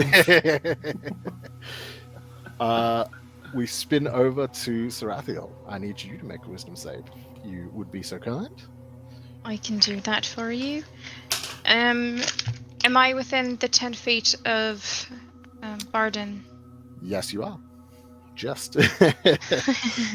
Totally wasn't intentional. Yeah. Saving throw. Okay, yeah, that's a natural 17 plus 7 plus 4. Oh, yeah, plenty. Yeah. Nah. You see as the orange spots around you attempt to almost start to take form of visions and that, but you just push past it as you see them sort of diminish back to these little weird floating orbs of orange in this now weirdly orange lit room.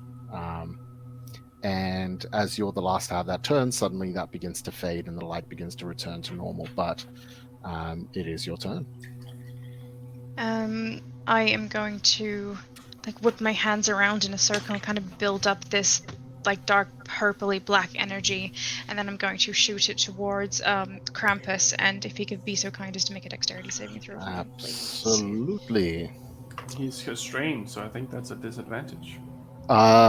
He's restrained. I think it's an auto fail. Creature no disadvantage. Okay. Whew. Sorry. Okay. That's all right. He still rolled pretty well. Oh no. 25. Oh, that's very well. He is very dexterous. If he's 25ing on a... Then He's a slimy fella. He was part of Cirque du Soleil when he was younger. Yeah. We know it's the dexterity. So nothing happens. It just goes wide, and just splits into 1,000 different ribbons of shadow, and then disappears into the darkness. Yeah, easy enough and done. Anything else you wish to do? No, I think she's good where she is. She'll just keep speaking to Barden. You're so much stronger than he is. We're here with you every step of the way. We need to find those children. We need to get them out safely, or at least return them to their families. Stay with me.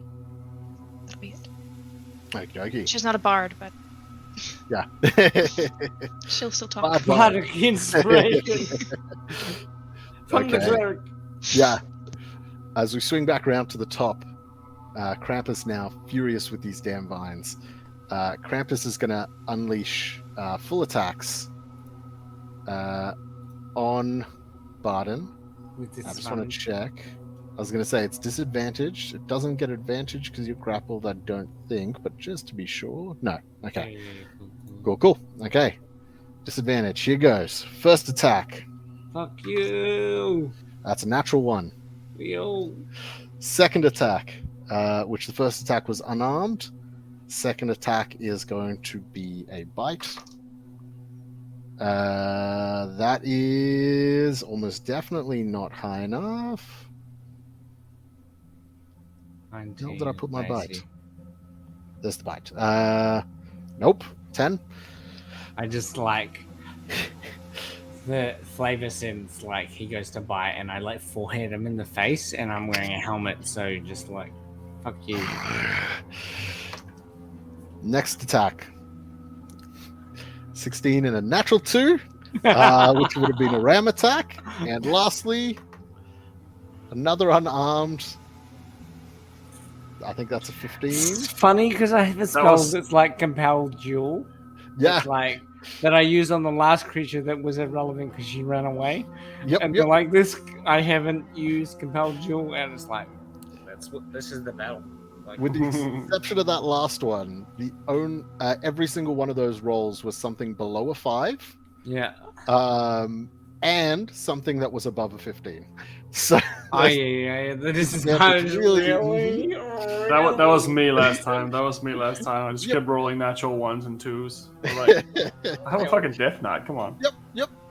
But yeah, you see as it takes a swing with one hand, unable to hit you, takes the bite, you headbutt it, and it just sort of dazed and confused from the headbutt, it goes and swings wide for the next one, and it attempts to ram headbutt you, and again you just meet it and your heads collide and it buckles back and you buckle back, a little bit dazed for a second, but both of you are okay. Yeah, damn. All right. It's correct. Lair action. Come on. I need everyone to make wisdom saving throws. That's a 20. Oh, I nearly forgot. Any creature within 10 feet of Krampus, because you guys were away from them the first time, makes with disadvantage. This one. So I'm far enough away. Yeah, you're sweet. Right. So what did you get, Tom? 19. 20. 19, 20. 30. Sorry, did you say that we have to roll with disadvantage if we're close to him? Within 10 feet, I believe you I think are. I would be just. Looks Yeah. like both of you would be. Yeah. And the hog too. Wow. Are you shooting pennies over there? It hit my water bottle, I'm sorry. With disadvantage, 25. Fucking hell. I rolled a 14 and a 17. All right. Yeah. You guys feel a same sense of madness attempting to take you over that two of you felt briefly, but seemingly unaffected, all of you pushing it off. Can I choose to fail? Yeah, I want to thematically fail this. Yeah. Just like no one. But dice control us. Yeah, moves on from there. We've got Barden. So it's a concentration, so I'm alright.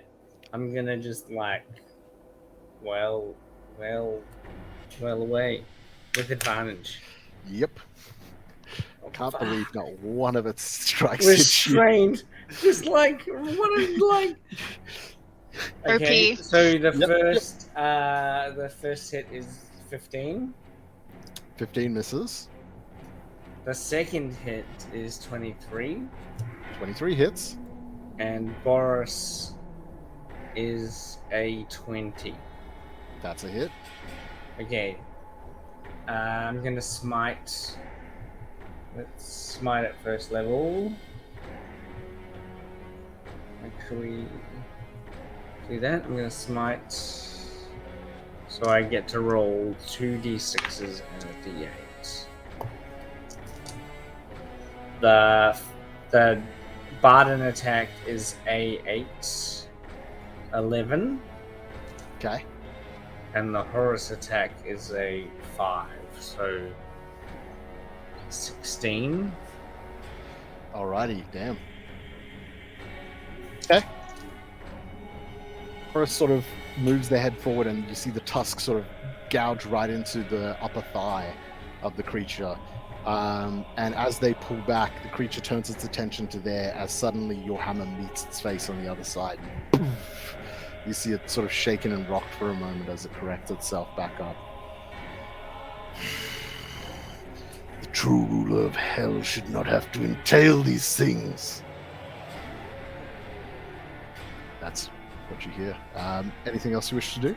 I'm going to concentrate on my attack. I'm going to very seriously concentrate on the vines that have ruined this encounter. Yep. They tighten up around him. Yep. Cool. Takumba. I will continue casting my spell. Is it like a minute casting time? Like one of Yes. these? Yes! Yep. This is like ultimate synergy. We haven't really like talked about this. You're like gonna like the meme is battle encounters never last more than 1 minute, which is untrue for us because Well said. battle encounters always lasted more than a minute, and now we're just This one's gonna last a minute, I feel. yeah. But also, maybe not as long, because Laura, your spirit guardian, would that have damaged Krampus at the beginning of that turn? No?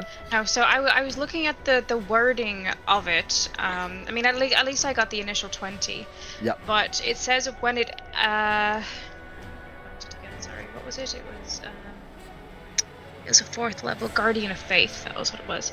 Any creature that's hostile towards you that moves into a space within 10 feet of the Guardian for the first time on their turn must. So it says for the first time. So Okay. I'm sure that doesn't mean continuing. Yeah, it sounds like not. So I imagine it's very much a, hey, get out of here, and then if they get out and they come back, yeah, cool. But if there are any ads that appear on the battlefield, then they can then rejoin the fray. Yeah. Okie dokie, cool. So we move over to, it's your turn, actually. Right. So frustrated that my previous attack didn't hit, I'm going to start pulling the shadows from the air again and building it up into a circle and spinning it and then shooting it towards him again. If he could please make another dexterity save. Absolutely. Disadvantage. Ah, yeah. That was He a nat rolled a 22. 1. Oh, it rolled well. Nat 20 and a 17. Yeah. Plus 10, so 27. Literally all of my other spells that I have prepped are like buff spells or healing spells, and no one's been like touched or needs anything at this point. Yeah. So she'll just continue to stand there and go, "Let me know when you need me." Yeah. The concentration of the paladin that's restraining this creature. Just got all these things like flitting in and out of her, these things all around her. She's like, "Yeah, let me know when you need me. I'm here. I'm ready." Man, yeah, this has not gone well for Krampus. Grab Like he's been her. boys. Yeah. Okay. Sweet. Anything else on your turn? That's Nope, it. she'll just stay there for moral support and to be in the glowing aura of Barden. Alrighty. Yeah, we go to Krampus. Beginning Krampus' turn, I believe he takes some damage from the vines. Yeah, he takes 3 piercing damage. Okie dokie. Curious with what's going on. He's gonna die of an aneurysm at this point. Just. I so mean, mad. yeah, damn near about to. Yeah, they're just gonna unleash into you again. It's the best option they have right now. Better, but your AC is a 19, right? Yeah. Nope. That's 16. That's a 10. I rolled double 5s and then double 7s. That's a 12. Oh, thank freaking Krampus. 21. Finally, the last of them hits. Shield! Oh, no. Yeah. Just throw my phone over my shoulder and walk away. Which the last one is either a bundle of switches or a thing. I didn't mention it, so I'm just going to roll to see which it is. Okay, so it is a bundle of switches attack.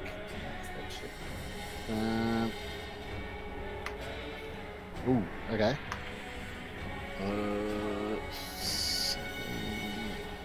12 points of piercing damage. 12 points of piercing Sorry, damage. slashing damage.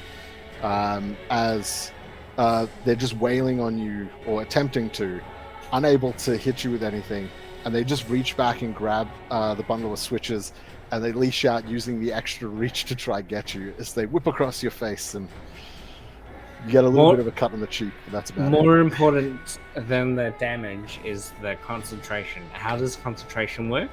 So I believe it is 10 plus half the damage taken is the DC you have to beat. And then I make a con save on that. Correct, yeah.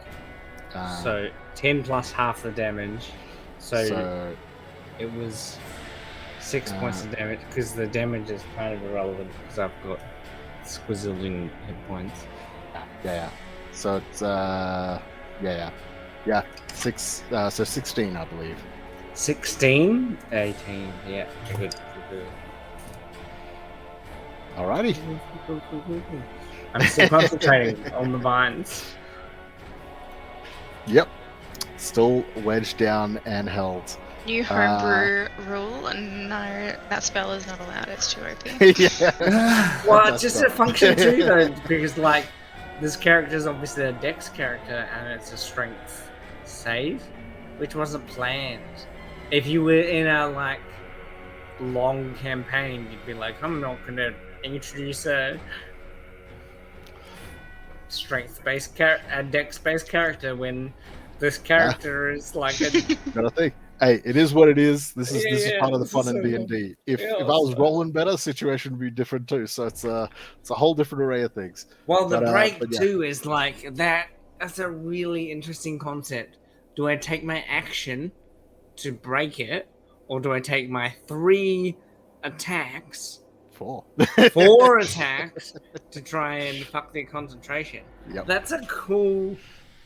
Yeah, I'm loving the math. Name of the game, baby. Yo, roll dice. Sweet. With that,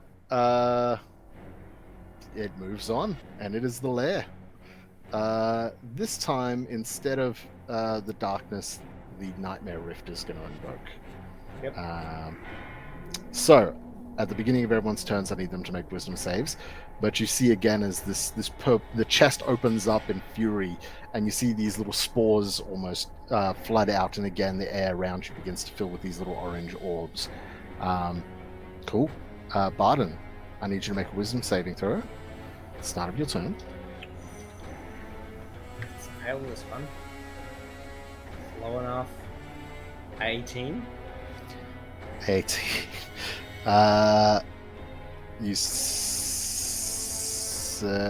No, 19. Hey. Yeah. Okay. I almost feel sorry for this guy right now. Why are all of our characters so wise? I haven't even done anything yet. Yeah. Yeah. You've just been saving it as well. I'm gonna fuck this shit up if I don't. I'm just casting coffee. You take 18 points of psychic damage. Ooh, okay, yep. There we go. And you rolled an 18, right?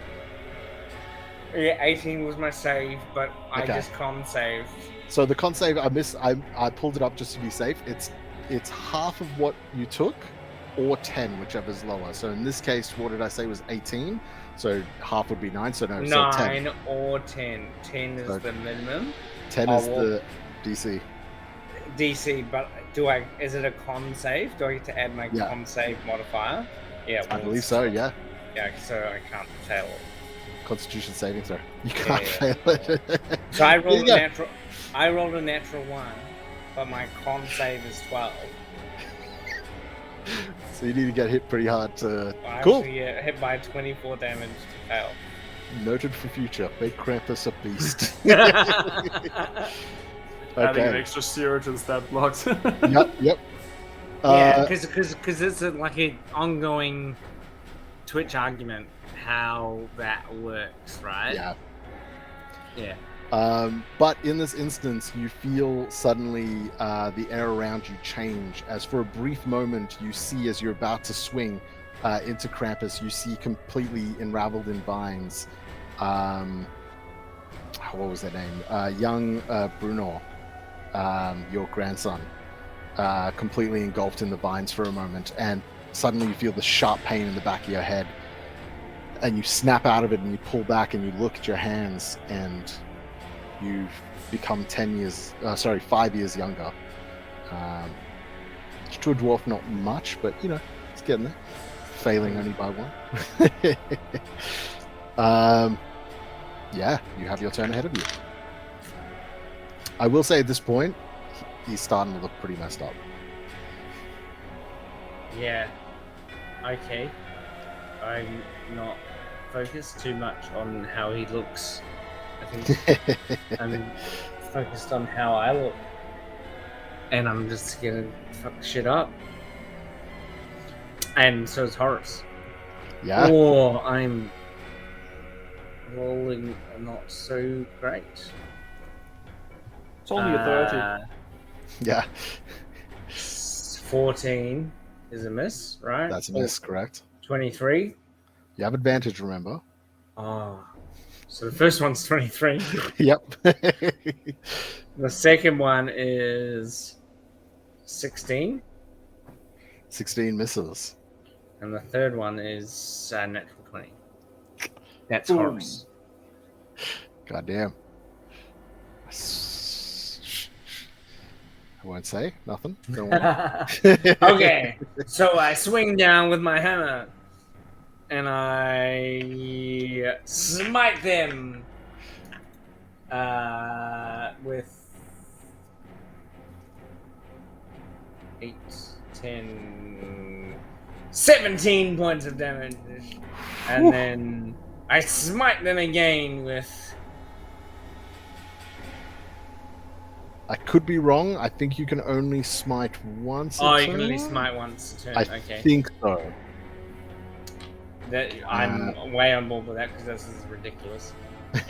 So I smite them with 17, and then I hit them on the second hit with a 13, and then Horace bites them with 8, 17, and 13, and 8 is a lot of damage. I take it back, by the way. Nope, you can smite once per attack, but there's no limit per turns. I just got to burn spell slots. Yep, as long as you got the spell slots for it. 17 and 13, 8 and 12. Is a lot Okay, of so an damage. additional 12 for smite. And then what was Horace's damage again? No, I had that 17 and 13 and 8. Oh, okay. 17 and 13 and Oh, 8. 8's doubled because it's crit, so it's 8, 16. 17, Oh. 13, 8, and 12. Alrighty, as you unleash 2 swings into the side of the arm that's holding you, the arm buckles, or the elbow buckles from the impact on the inside, causing it to almost pull you right into its own face, unwillingly, as you take that moment to swing again, hitting it in the shoulder. Its shoulder making this massive pop sound, as it sounds almost like it pops out of the joint for a brief second. And as it pushes you back, suddenly Horace's face comes from underneath and just drives upwards, the tooth or the tusk sort of penetrating into the thing's chest and then withdrawing as you see this thing. You can never truly kill me. I will be back in some face, some form, and I will gain my youth. I will gain them and eat them, devour them, and regain my throne. Alright. Yeah. One thing else you notice as well is the face is starting to deform a little and become more goat-like. And you're noticing this big split and seam starting to run down the center of its face that's starting to very slowly peel the skin back on the face. Yeah. Like a sea star. Yeah. I'm rooting for you, buddy. What about the puppet strings? I will continue my spell. I will need you to make a save though at the beginning. Right. Uh, That is natural 17 plus Yep. 6. Yep. Again, you feel these orange orbs beginning to form nightmares around you, but you just focus on your spell and push past it. Okay. You don't have many rounds to go for that now, right? I am on You're almost- 5 and it takes 6. There you go. I'm guessing after next one, or does it function on the 6th? Well, 6 seconds a thing, so technically it takes 10, doesn't it? Isn't each combat round 10 seconds? I think it's 6 seconds. Oh, okay. Never mind then. Good done. Oopsies. Oh well. With the way things are going, we'll see. Maybe it triggers early for the fun of it. Well, guess I'm halfway. Yeah. Do it for the lol. All right. As we move over, Sarathiel, I need you to make a wisdom save, please. Wisdom saving throw. Right. I'm gonna roll with the dice. It's been rolling really well. Hope it doesn't fuck me. It did. It fucked me. That's is that an 8 or 6? That's an 8. So 8 plus 4 is 12 plus 7 is 19. 19. That's what you needed. Yeah. You see these orange globs trying to form images of your sort of childhood, people you knew as a child, and you just push past them and they sort of evaporate before you. Hey, Barden, stop moving around so much. I need him to stay still. Make another attack. That's the only attack that she's got. That's an actual attack. It's a disadvantage. That is 17. Yeah, beats it. Beats it? Damn. It's a 15 DC. I have Well done. literal vines with spikes holding it still. You I can't. think I imagine it's like as you're like beating into him and you're like Yeah. moving him and it like shoots past his face and she's like, Barden! Keep him still! Fantastic. Theory, I Else you don't wish think to you're do? very good at this battle thing. If you can't hit this much. She could pull out her sword, but that's no fun. Nothing else then? No, I don't think that Barden's taken that much damage, or at least she wouldn't seem bothered enough by it for her to pump, healing spells into. Yeah. And yeah, her only other just doesn't have any other bonus actions. So she will just chill there again. Barden, if you need me, holler out. You're doing great, sweetie. Alrighty. Beginning of Krampus's turn. Krampus still got you in the grip. Just in fury, you see as the split runs up the stomach starts to open again, and the split runs all the way up. The lower jaw even begins to split a little bit. And they're going to attempt to just pull you into their stomach. I need you to make a strength save. Save? I think it's save. Strength save. That's, Yep. that's your second best option. 21. Yep. Yeah. You put your legs open again, press against the chest, and push backwards. And as you push backwards in the anger, it's gonna take a wide sweeping attack. Which is a disadvantage. Which can't get much lower than that. 8. You could fireball me and I'd not be great, but Yeah. Then he'd fireball himself. I was gonna say, he'd need to be a spellcaster. yeah. But he is not. Funny. Cool. All right, as we move on to the next phase of the layer actions, he's looking really rough. I need everyone to make wisdom saving throws with Sarathiel and Barden at disadvantage. 19? 17. Got a natural 20 and a natural 1 in the same fucking roll. At least it wasn't 2 ones. Oh, it'll make a Okay. fucking difference. Yeah, so I'm assuming... 17 is exactly... Actually, no. 17 is a fail as well. Yeah. Barden takes an additional madness point. That's just one, not an extra one. So I'm on 3 altogether. You got 2 altogether, don't you? Because you got 1 earlier. I've taken 2 so far. This is my third. This is your third? This is my third. Okay, and Syrinscape, this is your third as well, right? Yeah. Okay. Don't have any. I need both of you to roll d6. You're D6. dead. 3 was the thing. I rolled a 6. Maybe 10 rounds of combat was a little too much. I also rolled a 6. Okay. Yes! What about the pig? I would say the pig is not intelligent enough to understand the madnesses that are coming. Oh, yeah. Controlled by me. Not a real creature.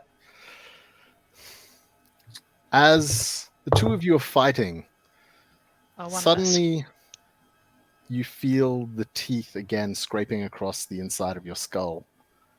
And this time they latch into your brain. Syrinscape, what are you doing with these people? Oh no. These people are not to be trusted. There is one person who can be trusted. One person, no one else should ever be trusted. Besides yourself, there is your friend who's standing just a little deeper into the cave. There they are. What's their name? Describe to me a character that Syrinscape sees. A friend of hers? Yeah, anyone. Um, Someone who she trusts. I think that person might be her mother. They traveled so long together, and it's been so long since she's been able to see her. And I mean, it would make sense technically for her to be in a place like this. She travels all over the continent. So yeah. You see your mother further down, a little bit deeper into the thing, emerge from the shadows, and she looks at you and shakes her head like, "What are you doing with these people? You should listen to no one else but her." Barden, describe someone you would trust. Oh, for fuck's sake. now the turntables. Barden sees her sister I'm gonna have that's to do it, been dead for a long time. Because Barden would trust no one. Yeah. On the level of the madness, right? Like, who do you deeply trust on in the level? Yeah. Barden's the matriarch, and everyone that she trusts on it. There'd be lots of people that she trusts. Yeah. Her husband, her brother, her father, her mother.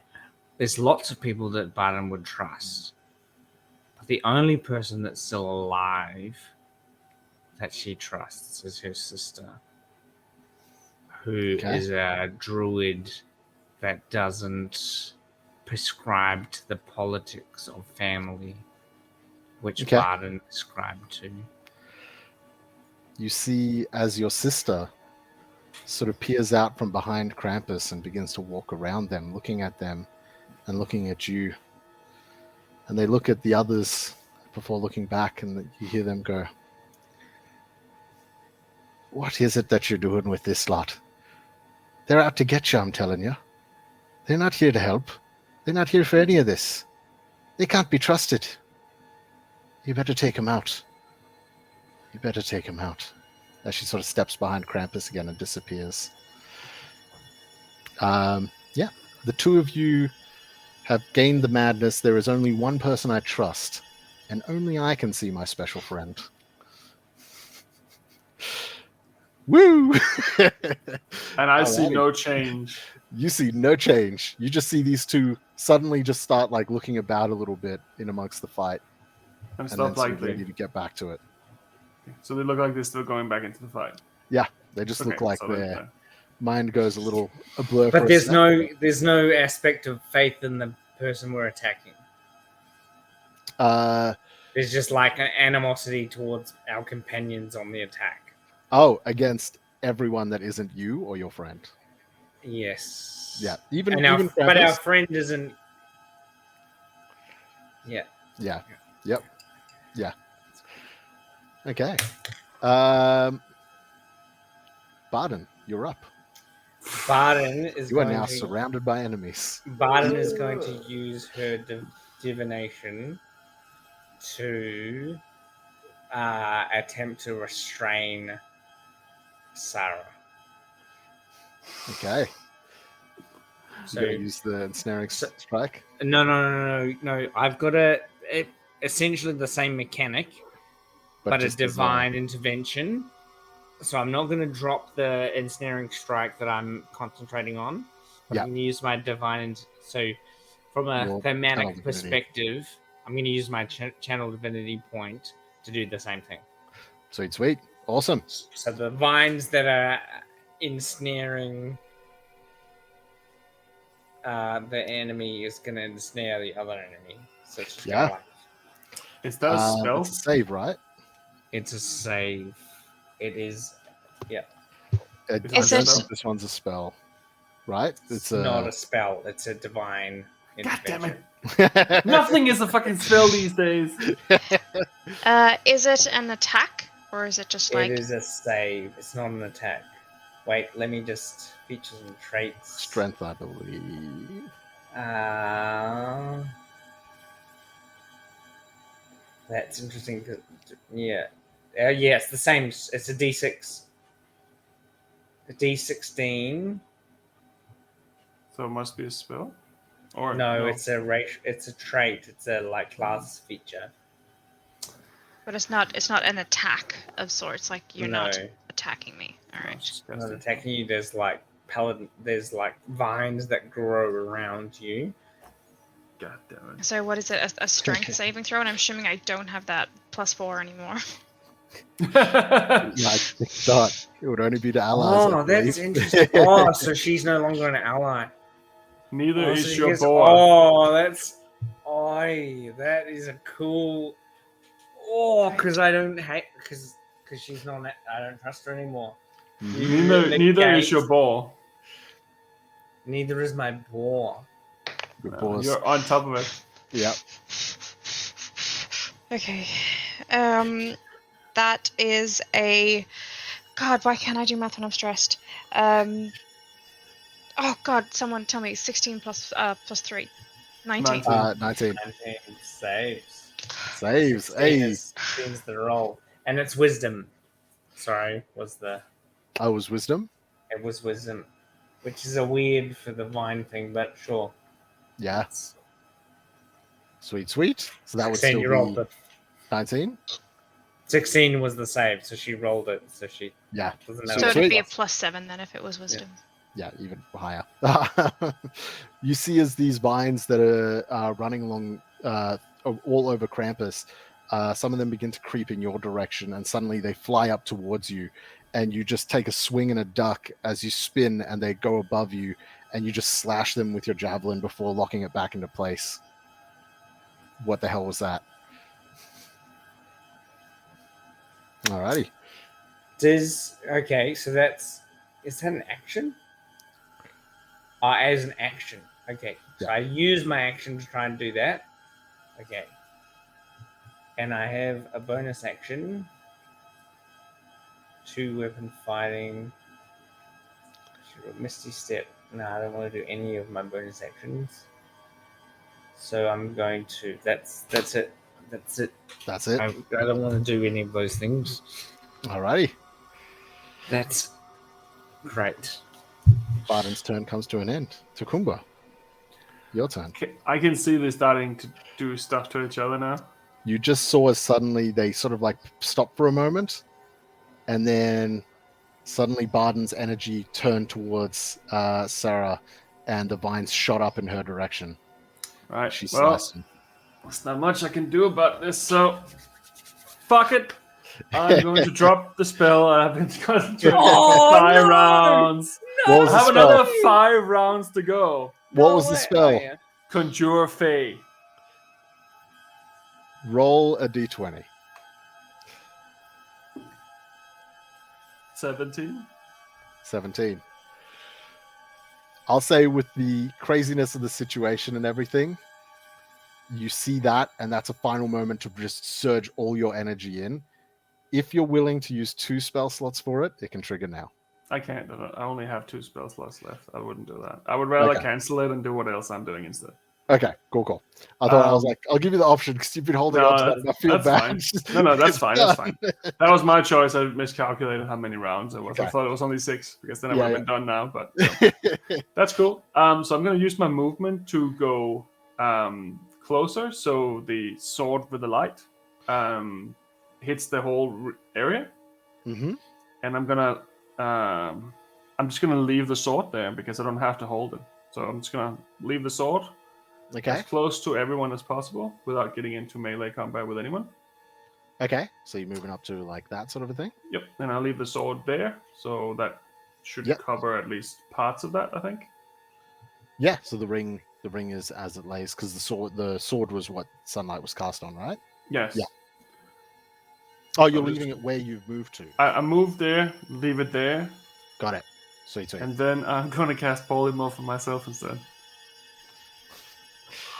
What a sick comment! This is time for mammoth. Mammoth is huge, right? It's pretty big, yeah. It's pretty huge. Yeah, huge beast. So I'm going to turn into that, but I am going to run upwards, and then I'm going to turn around, use the last of the movement, and charge straight into Krampus. Ooh, okay. How much movement do you have? 40.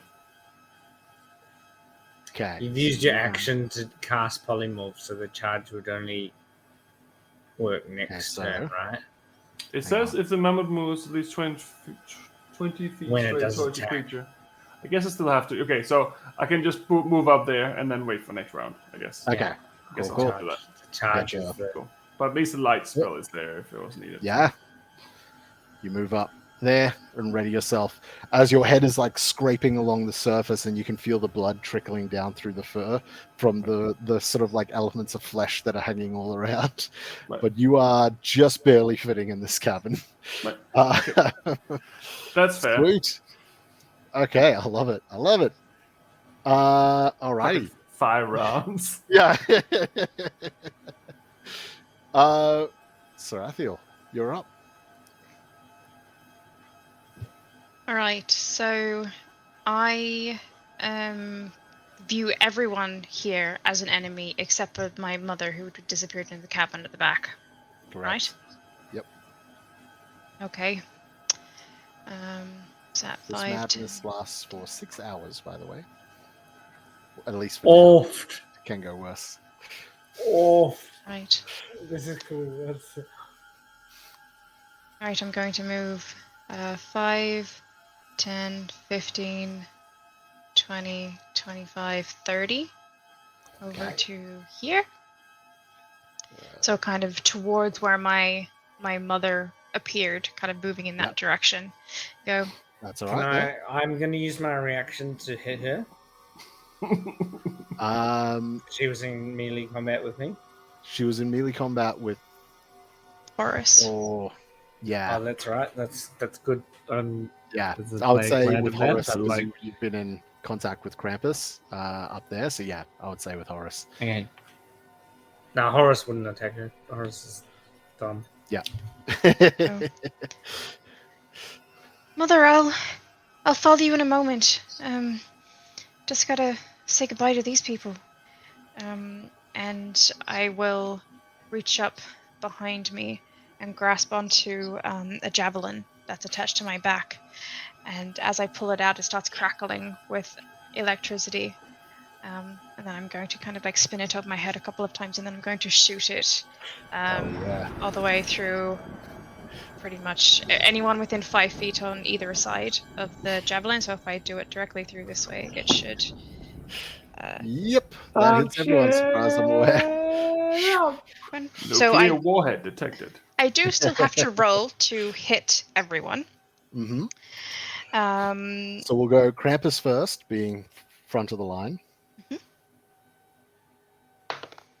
That is a 15 plus 6. That hits. Or a 21. That is a 17 plus 6 for the That'll be next. for Barden. And that is a 3 plus 6 for the mammoth. That would be for Horace as well.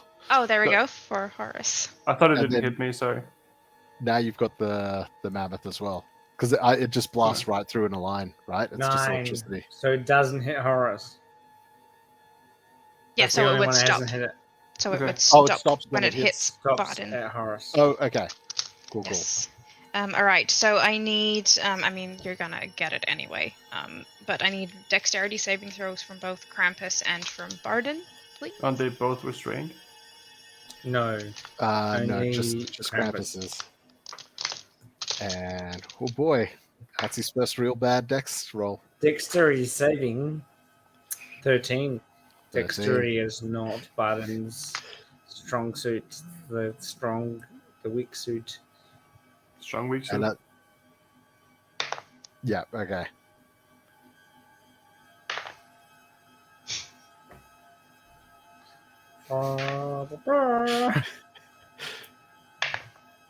This is great. Who has 31 points of lightning damage as it turns into a bolt of lightning as it just strips through. Barden's got But Barden, you saved, so you take half of that. 13. We both rolled 13. Yeah. Oh, the did you dex both roll 13s? Oh, Yeah. sorry. Both rolled Okay, well 13. then, yeah, you both, because my DC's 13. So you both take, We both saved. yeah, so you both take half as much. Okay. 31 is 15. Yeah. So 16 if it's rounded up. 16 if it's rounded up. That is very important. What is your... are we rounding up or rounding down? I think I round up with everything. You round down. I Now, round up. Up. You round up. With Up. everything. Yep. Rounding up is important because of the con save, not because of how much damage I take. Yeah.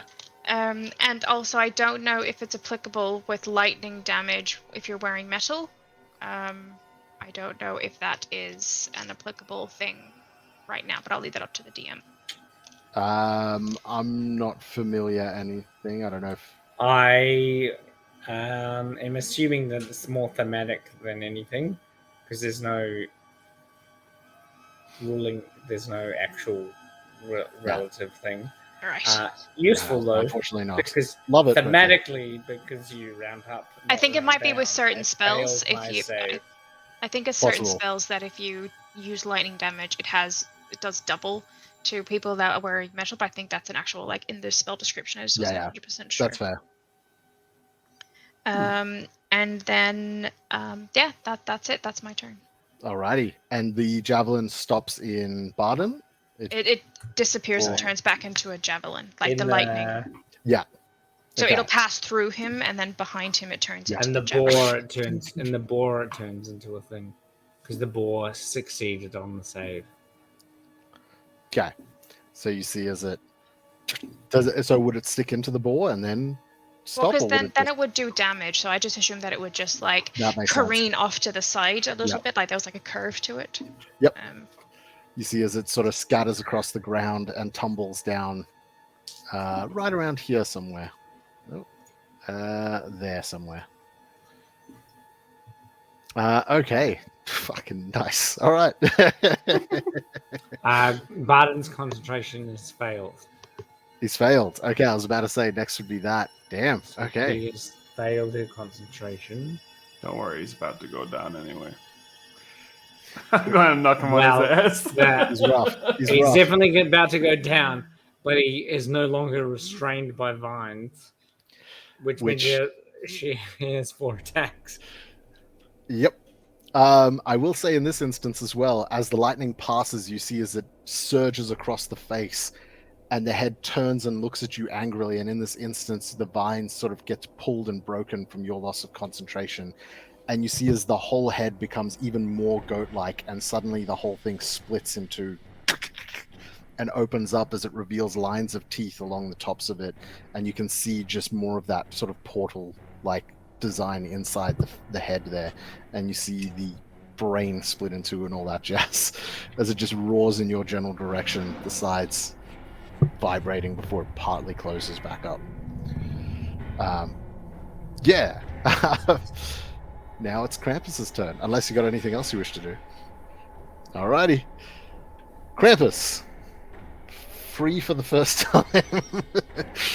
For the very first time. Boop, boop. They are most angry with Barden. They are definitely furious with Barden. And they are going to attempt to use whatever energy they have left to unleash into them. Picking up 2 dice, ready for the disadvantage. No more. No First more attack. disadvantage. 11. 18 and 19, you fuck. Second attack. 17. Third attack. 10. Final attack. 23. Woo! And the final attack, in this instance, will be. They're gonna go for a ram. Yeah. So that is.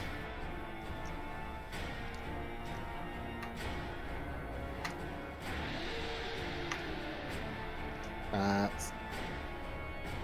9 bludgeoning damage. 9 bludgeoning damage. As they swing wide.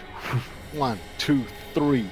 And then finally in that instance you feel your friend beneath you, Horace, not fully comfortable with everything now. They sense something in you as they sort of like move awkwardly and you move forward, and in that instance suddenly the head goes boom square into your chest as the teeth sort of penetrate part of it and the horns ramming into you as well.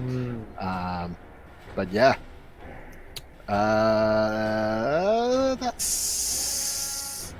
that's it. I'm an idiot. I forgot this thing has legendary actions. That's all right. But it's also senile. Exactly. It's taken enough I blows can to resist against this specific mechanic. Yeah. Back over to the lair.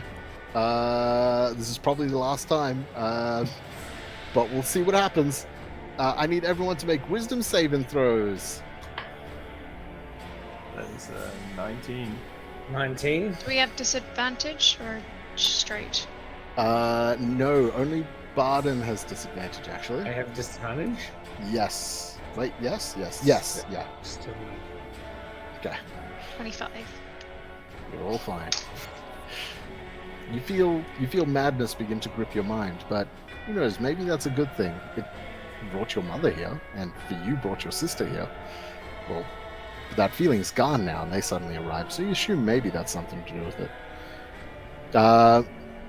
Alright, Barden, you're up. You see at this point as well that the creature, the knuckles on the ends of their fingers are starting to fuse together. You see as they're becoming more and more goat-like in their appearance. With the exception of the crazy head. But yeah. I can do it. I'm just going to attack it again. I was like, I've run out of first level spell slots, and they have been effective. You can upcast for sure. I'm going to attack. Cool. For a 22 to hit. That's a hit. With ensnaring strike. Yep. Oh, baby. 21 to save. He takes 5 plus 6, 11 damage. He saved from the first one. Just a question quickly. Yep. Sorry. Can you make a dexterity saving throw for me, please, Barden? Barden takes dexterity saving throw. All right. I just remembered that chill there. Natural 20 equals 50 saving throw. Dexterity's my worst. Is it with disadvantage? No, because I'm mad. I don't think so. Nope. You're not restrained as far as I know. 24. So that is 10 points of radiant damage. Oh, I take it as well. Yeah, so it's 20 points of radiant damage if you fail, and then half as much as you succeed. Oh, because yeah. I'm not stressed out. I'm very close to dying, but Barden is not stressed about that. Well, good thing I don't know. I have fireball. Do it. So Nah. I'm going to use my second attack. Okay. Go for it. 21 to hit. Oh wait, no, Yep. I don't get to roll advantage. Just No, yeah, just straight, yeah. He saved. Burn spell slot. 21 to hit. 9 points of. They're looking real bad. And Horace jumps in for. Horace get the kill. No way is he hitting.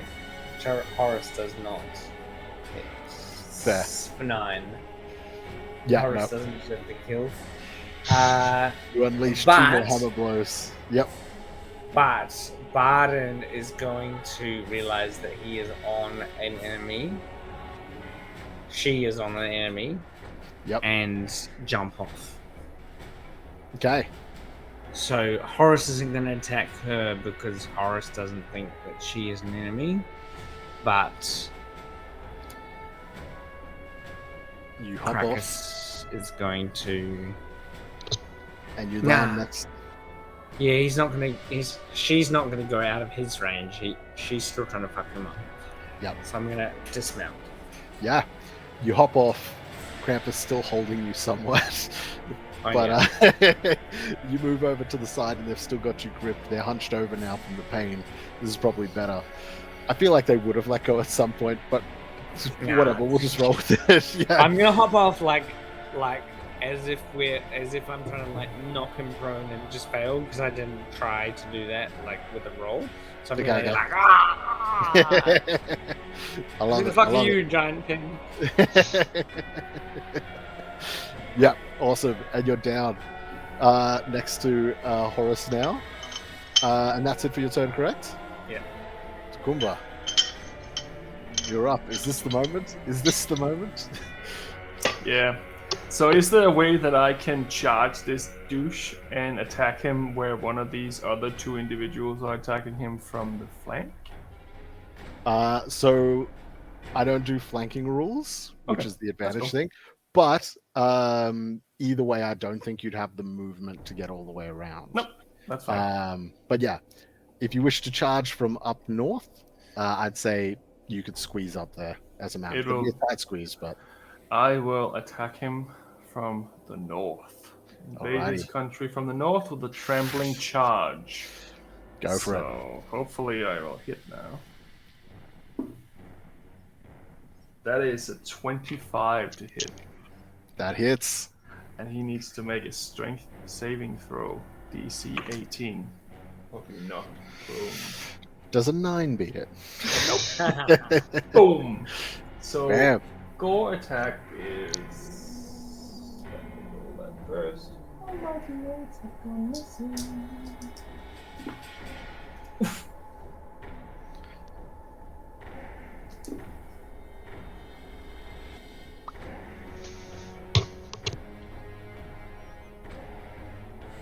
$32 points of piercing damage. And he failed his save. So that means that I, as a bonus action, can stomp on his face. Well, as you're about to rear up to stomp, how do you want to do this? I'll just be like, Yay! I tried my best. Just cut him in half. Boom. You hit, and as you do, your tusk slams into the upper thigh on the one side and just tears upward all the way through as you see the body split in two, tumble towards the ground, and you see as the body's shaking, and Stop. suddenly it slowly starts transforming into the split in half remains of a black goat. Stop. Stop. Now there is black fur and ichor on the floor, and that is all that is left.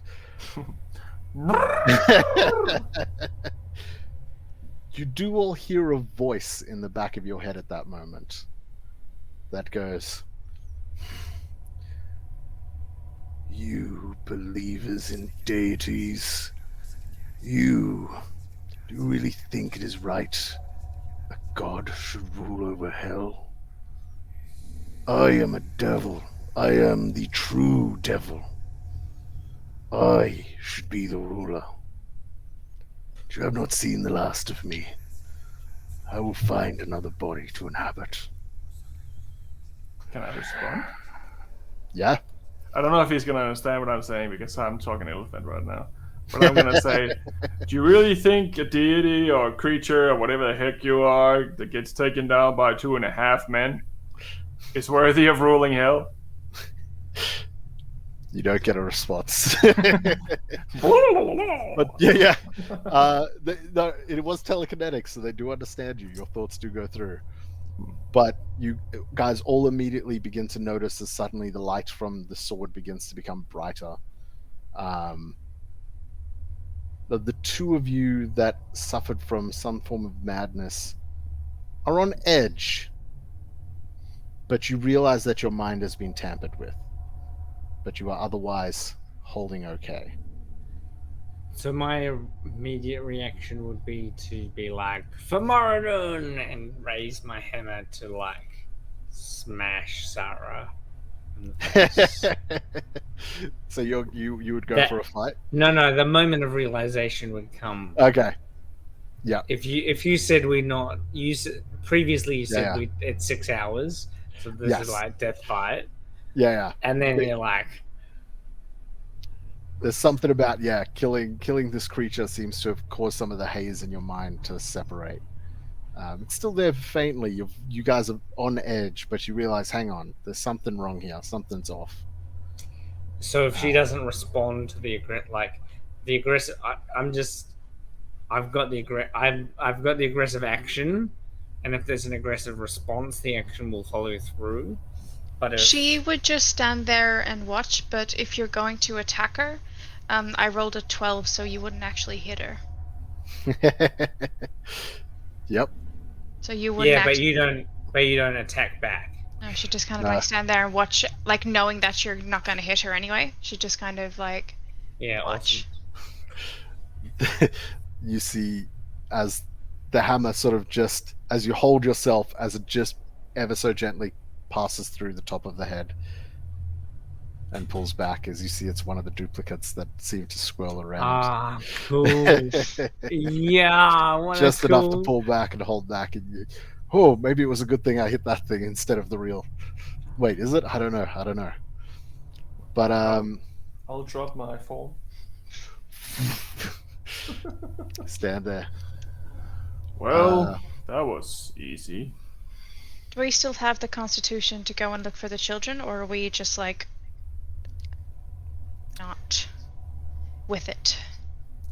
I'll say, for the purposes of this, as you're sort of saying that, you're looking around and you realize the walls are lined with the children. That's... So he lied about the candy then?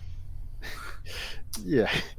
You get the impression that this thing devoured children, used their remains to line his home, and happened to put up some religious warriors that came to try to take him down. To join the decor. We noticed the previous adventuring party. Yep. Hanging from the tops there. Particularly, I would have noticed because I had sent them on their mission. Yeah. Yep. Anything you wish to say or do before we wrap up? I think that Sarah would probably spend a good 10-15 minutes wandering the tunnels trying to find her mother. Mother, where did you go? You left me. And then eventually kind of make her way back out again and start Welcome to the exit. I don't think that she's like, she wouldn't be attacking anyone, but she's still just really like... Okay, I would probably keep an eye on both of them because I saw that they were being weird, so just checking that they're not like running off into the maze or something. Which I will say, for the next couple hours, you do see your sister and your mother on occasion, but they don't say anything. You just sort of see them sort of peer out from behind a rock briefly before disappearing again on occasion as you guys slowly make your way out. So on my way out and for the rest of my life, I will instantly Eldritch Blast every single black goat I see. Fair. So, a mission, unfortunately unsuccessful, but at least you all survived, and your mind is intact, for the most part. You make your way back to the city, retell whoever you believe you would tell, pass it on to the council. And they decide to send a scouting party out to confirm your story. We will leave it there, as who knows, potentially the story could continue on another Christmas, as Krampus does not seem to be able to be fully destroyed the way that you fought them. Christmas tradition! Woo! Firecrackers every year. I also remember to pick up my sword, by the way. Just walking out like, oh, hang on. That was so good, Charock. That was so good. That was cool. Thank you. I'm glad you enjoyed it. Yeah, that went wholeheartedly different to what I was expecting, but that's D&D in a nutshell. I was straight up like, this adventure is basically designed to kill you guys for the most part. Like, there is a chance one of you should come out of this alive. And you guys fucking dominated. God damn, well done. That I didn't even do anything for 5 rounds. Yeah, exactly. Tacumba, you showed up. Oh, hi. Yeah. Hey, yeah. Whatever. I'm gonna concentrate on the entire battle. Oh, man. I'm meditating. Shh.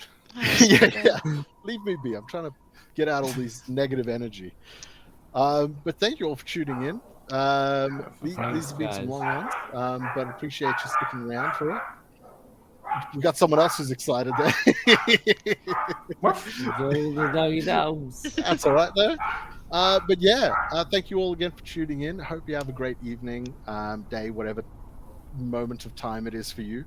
And we'll see you guys around. Remember, join us on Monday nights for the main campaign, Monsters and Mayhem.